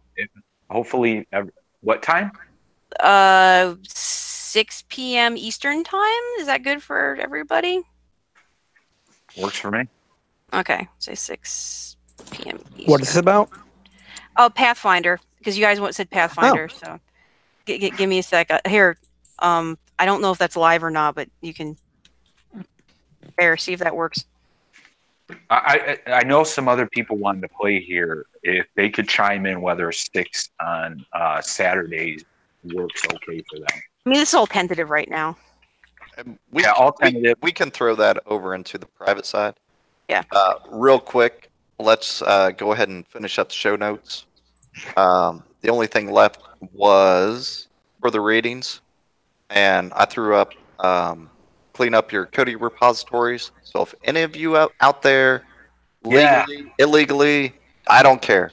But if you use Kodi and you have repositories, it's primarily old repositories are now starting to get the domains are getting purchased up and whatnot. Oh, we've had issues with that for a while. Yeah, like, I stopped using Kodi because of it. Yeah, and they're throwing malware into those repositories. Yeah. So just be very diligent, aware if you are using repositories. And then the second thing on further reading is Chernobyl, and like these are on the show notes, and I think that goes over some of the stuff that we were discussing earlier, and that should pretty much finish up the show notes. So if we want to do some further discussions. The off-air where we took all our dirty secrets. Or if anything came up, like while we were talking earlier, that we think would still be plausible now, we can go ahead and throw that out. There's a couple things from Discord that have shown up that we're going to look at in the possibly for the next cast. There's one that I'm interested in that definitely. Yeah, there's one that I'm interested in that I'll probably add once I actually read through the entire thing, but we'll save that for next week. But yeah, the Discord. Yeah, the Discord, and if you want to send stuff to us, hey guys, join the Discord. For the regular cast, there's we got 5 new people that had joined in. Hopefully more. Cool. It's actually getting pretty good. So. Nice. Did you all, so I came a bit late to the cast, you all cover the ongoing controversy with Linux and the Contributors Covenant? Yeah. That's what I was referring to, but we haven't covered it. I haven't read enough into it, and I don't know if anyone else we didn't. We talked about it some. Yeah, we talked about it some last week, but yeah, we can definitely readdress. I'm kind of trying to ignore it because it's going to make me angry at everything in the entire world. So. Well, there's a bit of good news actually. Ignore her. Say, all right, anything you say, we fucking fuck off. Say shut. You're a moron. You thought cock smells was a good hashtag on Twitter. You're a piece of shit. Wait, what? Where are we going for? Ignore them. It would be a good world. You know what? Sometimes a benevolent dictator is a good thing in a project. Somebody needs to tell those two to fuck off. Well, there's actually been a bit of good news with regards to that. One of the chief developers, I can't remember his name, but he's been a big contributor to the kernel project. So, fun fact: the kernel is licensed under GPL version 2. In GPL version 2, the person who contributes the code retains all rights to it. So they can go at any time and say, I don't want this code in there anymore. I withdraw it, and you can't use it without basically infringing copyright infringement. That's completely against everything that's open source, though. Yeah. Right, and GPL version 3 actually does change that. But one developer who's pissed off at there actually being a code of conduct is actually threatening to pull his code unless they unfuck their situation and, return back to how things meritocracy. If you reject meritocracy, you can eat shit and die, is my opinion. All right, so I think since we're already getting into the story, Sage Sharp had tweeted about the new code of conduct that says discrimination and harassment on the basis of sex or gender is not allowed. The typical code of conduct that companies have, right? And generally, they include race in there as well, but I think the topic we're talking about is specific to harassment on the basis of sex or gender. Harassment in this case is rejecting someone's code because it's shit. Well, so there was a board member on the technical advisory, Ted who is supposedly a rape apologist, according to this. Oh yeah, add more. Sage Sharp. It wasn't rape apology at all. Sage Sharp is a moron. What it was he was. I agree. He was questioning the 4-1 rape stat and the 6-1 stat. He pointed out where the methodology was flawed. And if you don't actually kowtow to every single fucking thing and say, "Oh yes, it is so terrible for you. Everything is a rape culture," then it's instantly rape apology to nut jobs like Sage Sharp. Sage Sharp is a mentally ill piece of shit. Yeah, staying silent, not doing any code work for people. Right. Yeah. Exactly. But his statement is fully archived. Have you? I'm sure, Adrian, you've been on this site, and maybe only for a second, but there is a wiki, Geek Feminism, which is basically a slanderous fucking site. I'm on that site. Shit. That was created by a couple of real geniuses that were also harassing DerbyCon. Yeah. So I figured you'd been on there, but you probably couldn't stand for long because it is a site that will make you angry pretty damn quickly. So we're off. People not liking meritocracy and wanting to get no, we're still on. We are still on it. Why do you think I say it? I don't think this matters. I think podcasts want to know our thoughts on these subjects. Look, feminism isn't a bad thing. It was traditional. Yes, new feminists are traditional. Yeah, exactly. They go in waves, right? First wave was absolutely needed. Yes. Second wave was needed. Yes. Third wave, no. Third wave, no. No. Sorry. And whatever this is now, I don't know what the fuck this is now. It's dictatorial demands and a ongoing boycott pressure in order to bring people to heel. That's what it all is all about. It's almost fucking, in every situation. It is about power. It's fascism. It's turned into another head of fascism. Yeah. It is fascism. It's not we're fighting against it. It is fascism. Well, what would a fascist say in today's day and age? They would say that they were fighting fascism, yes, while at the same time using fascist technique. That is what they do. Yes. Yeah, which is exactly what it is. So. Well, that's what you would do in today's day. Back in the day, people didn't know what fascism was. When it was introduced in Italy, people thought it might be a good thing. I don't know. But as time went on, especially in today's day and age, people know what fascism is and what it did in Europe. And so in order to be fascist, you got to act like you're anti-fascist. I think that's the whole smoke. Well, yes and no. You have to say that you are anti-fascist when in reality you are still being fascist. I think we just said the same thing, but yes. Oh, okay. So the anti-fascists of today. Yeah. We're talking about those feminists, and not all third wave feminism are the same. I'm not going to group them all into the same bucket. But a lot of the third wave feminists, and much of where I go third wave feminism that I won't group in with the rest of them is the people that use the Me Too movement in the right way. Those people would be considered feminists, and they are part of the third wave. But how many use it in the right way? And how? Yeah, because I see that as a small. A lot of people are abusing it. I'll admit, I was sexually abused by a boss. It happened out in Hollywood. It's unfortunately a very common thing. Yeah. But I also and I wish I'd continued it, but I ended up missing the court date. But I did take him to court, and I did report him to the Better Business Bureau and all that shit that you're supposed to go. And but when it came down to is people really need to know so he doesn't harass anyone else. But there wasn't the police report. Yeah. You need to make sure that where the Me Too movement is good for empowerment is when stuff legitimately happens.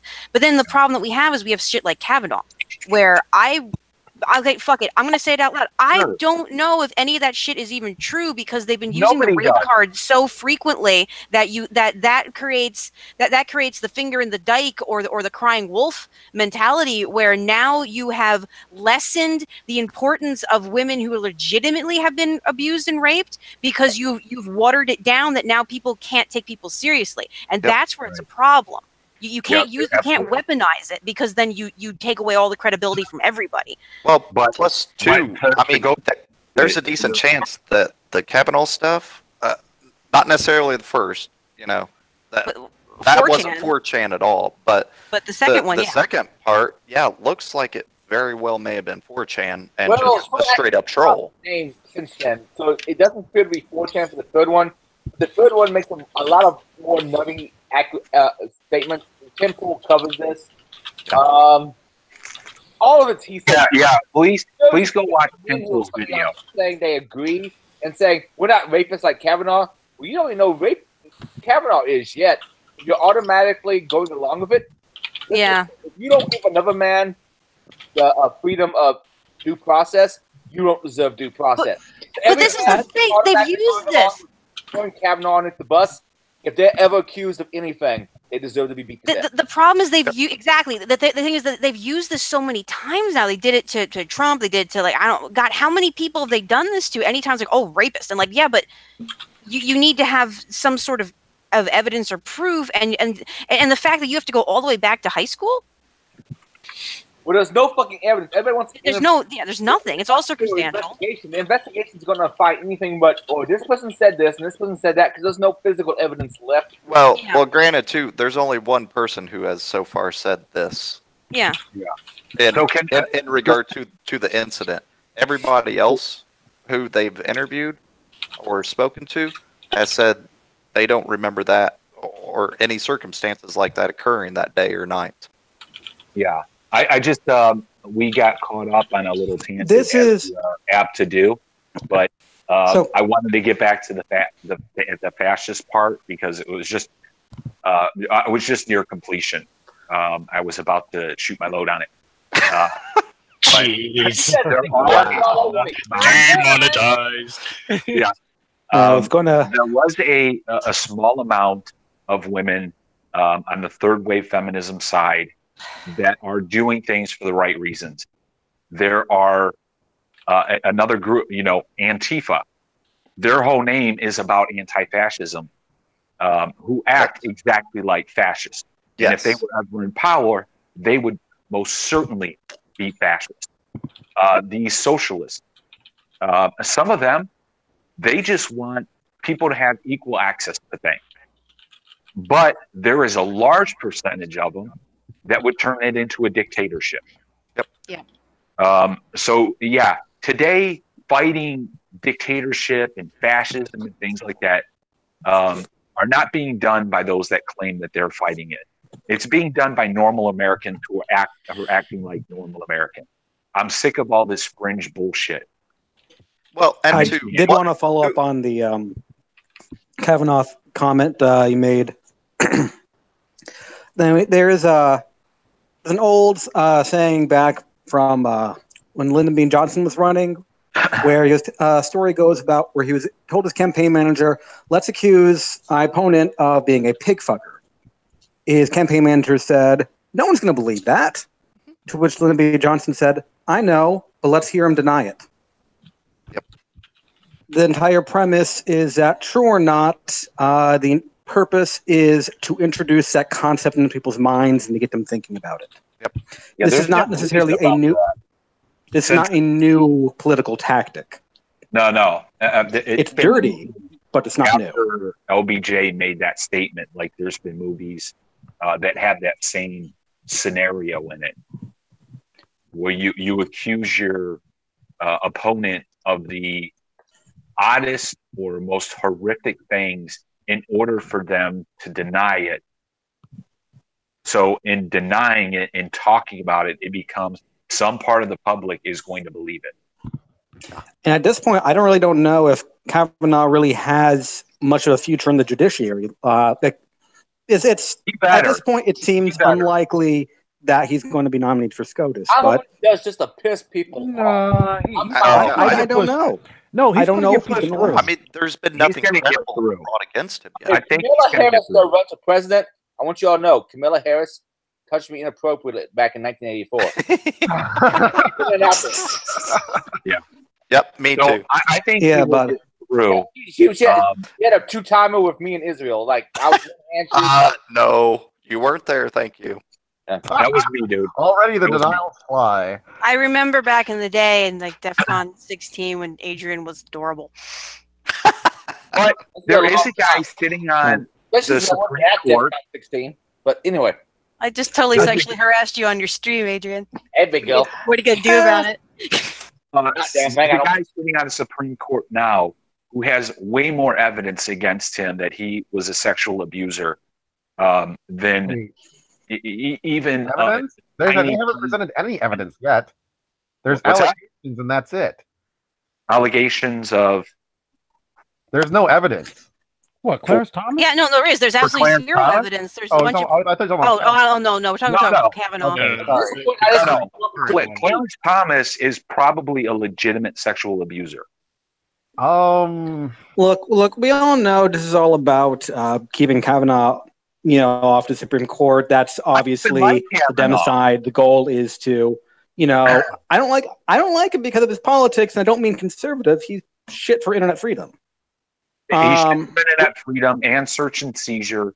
He's a libertarian's sort of worst nightmare as a Supreme Court does in some of his rulings. But I want him to get in because I think at some point those rational people on the center left and center right, on both the liberal, conservative, and libertarian sides, those rational people need to start fighting on their own behalf against these fringe bullshit things. Because if not, this culture war is going to continue to get crazier and crazier. Public discourse is going to get worse and worse. And there's no sign of it stopping. It's only getting worse.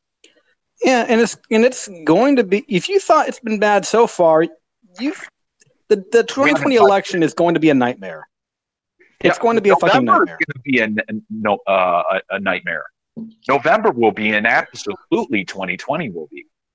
I would say it's especially social media.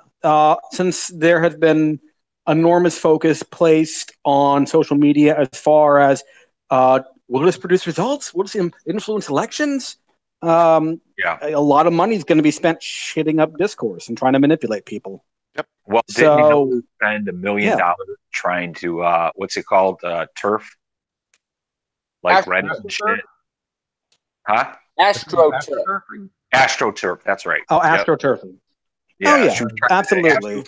Reddit and shit. It was like something like in the millions or $1 million. Manufacturing, like consensus manufacturing. It's just pressuring people into advocating for a given policy.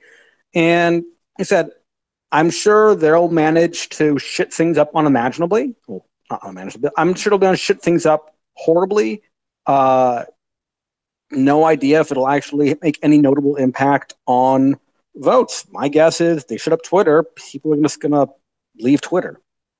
Again, I think this is why the people on the reasonable left and the reasonable right need to fight together against these fringe elements. When somebody goes crazy on Twitter and starts a campaign, we ignore it.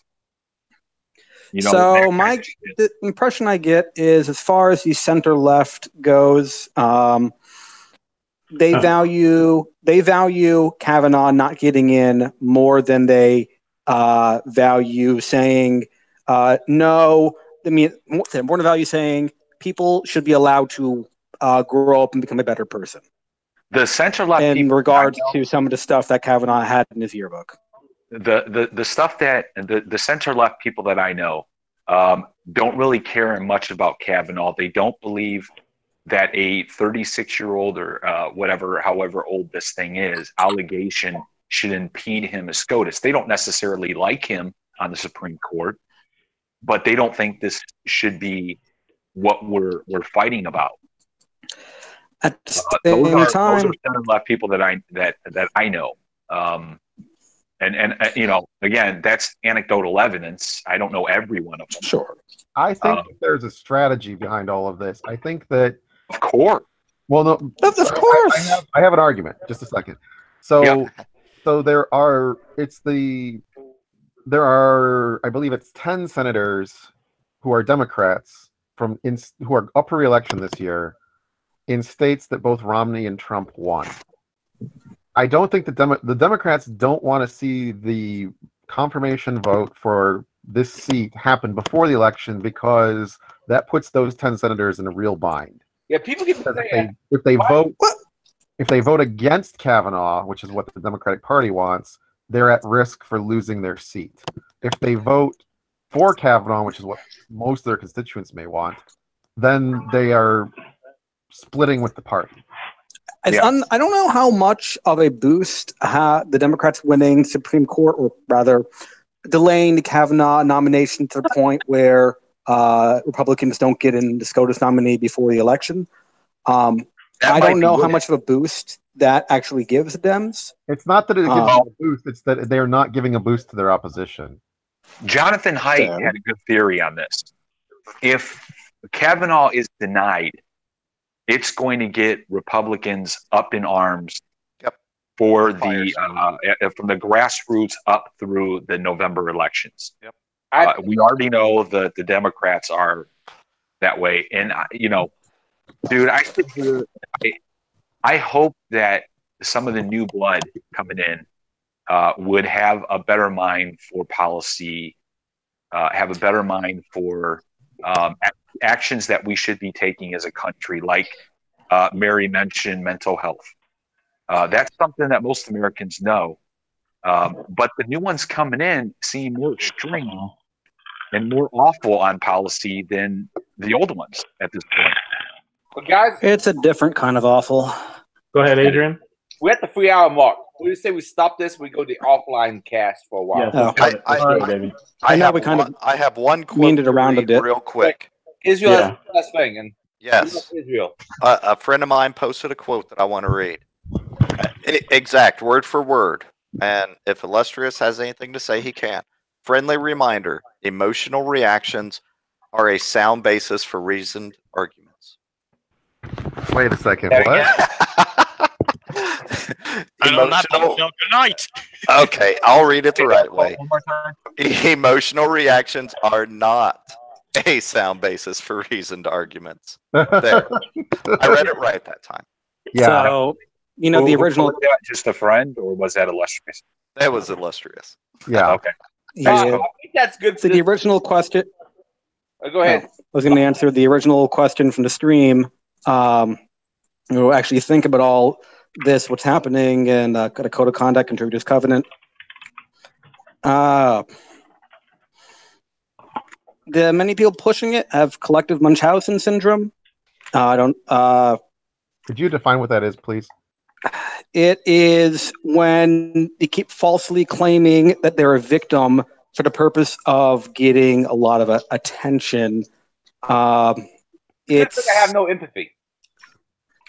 It's oftentimes, I mean, I've most often heard of it in the past in the context of a mother claiming her son is extremely ill, that needs to be given all the attention in the world. That's Munchausen syndrome by proxy. Yeah.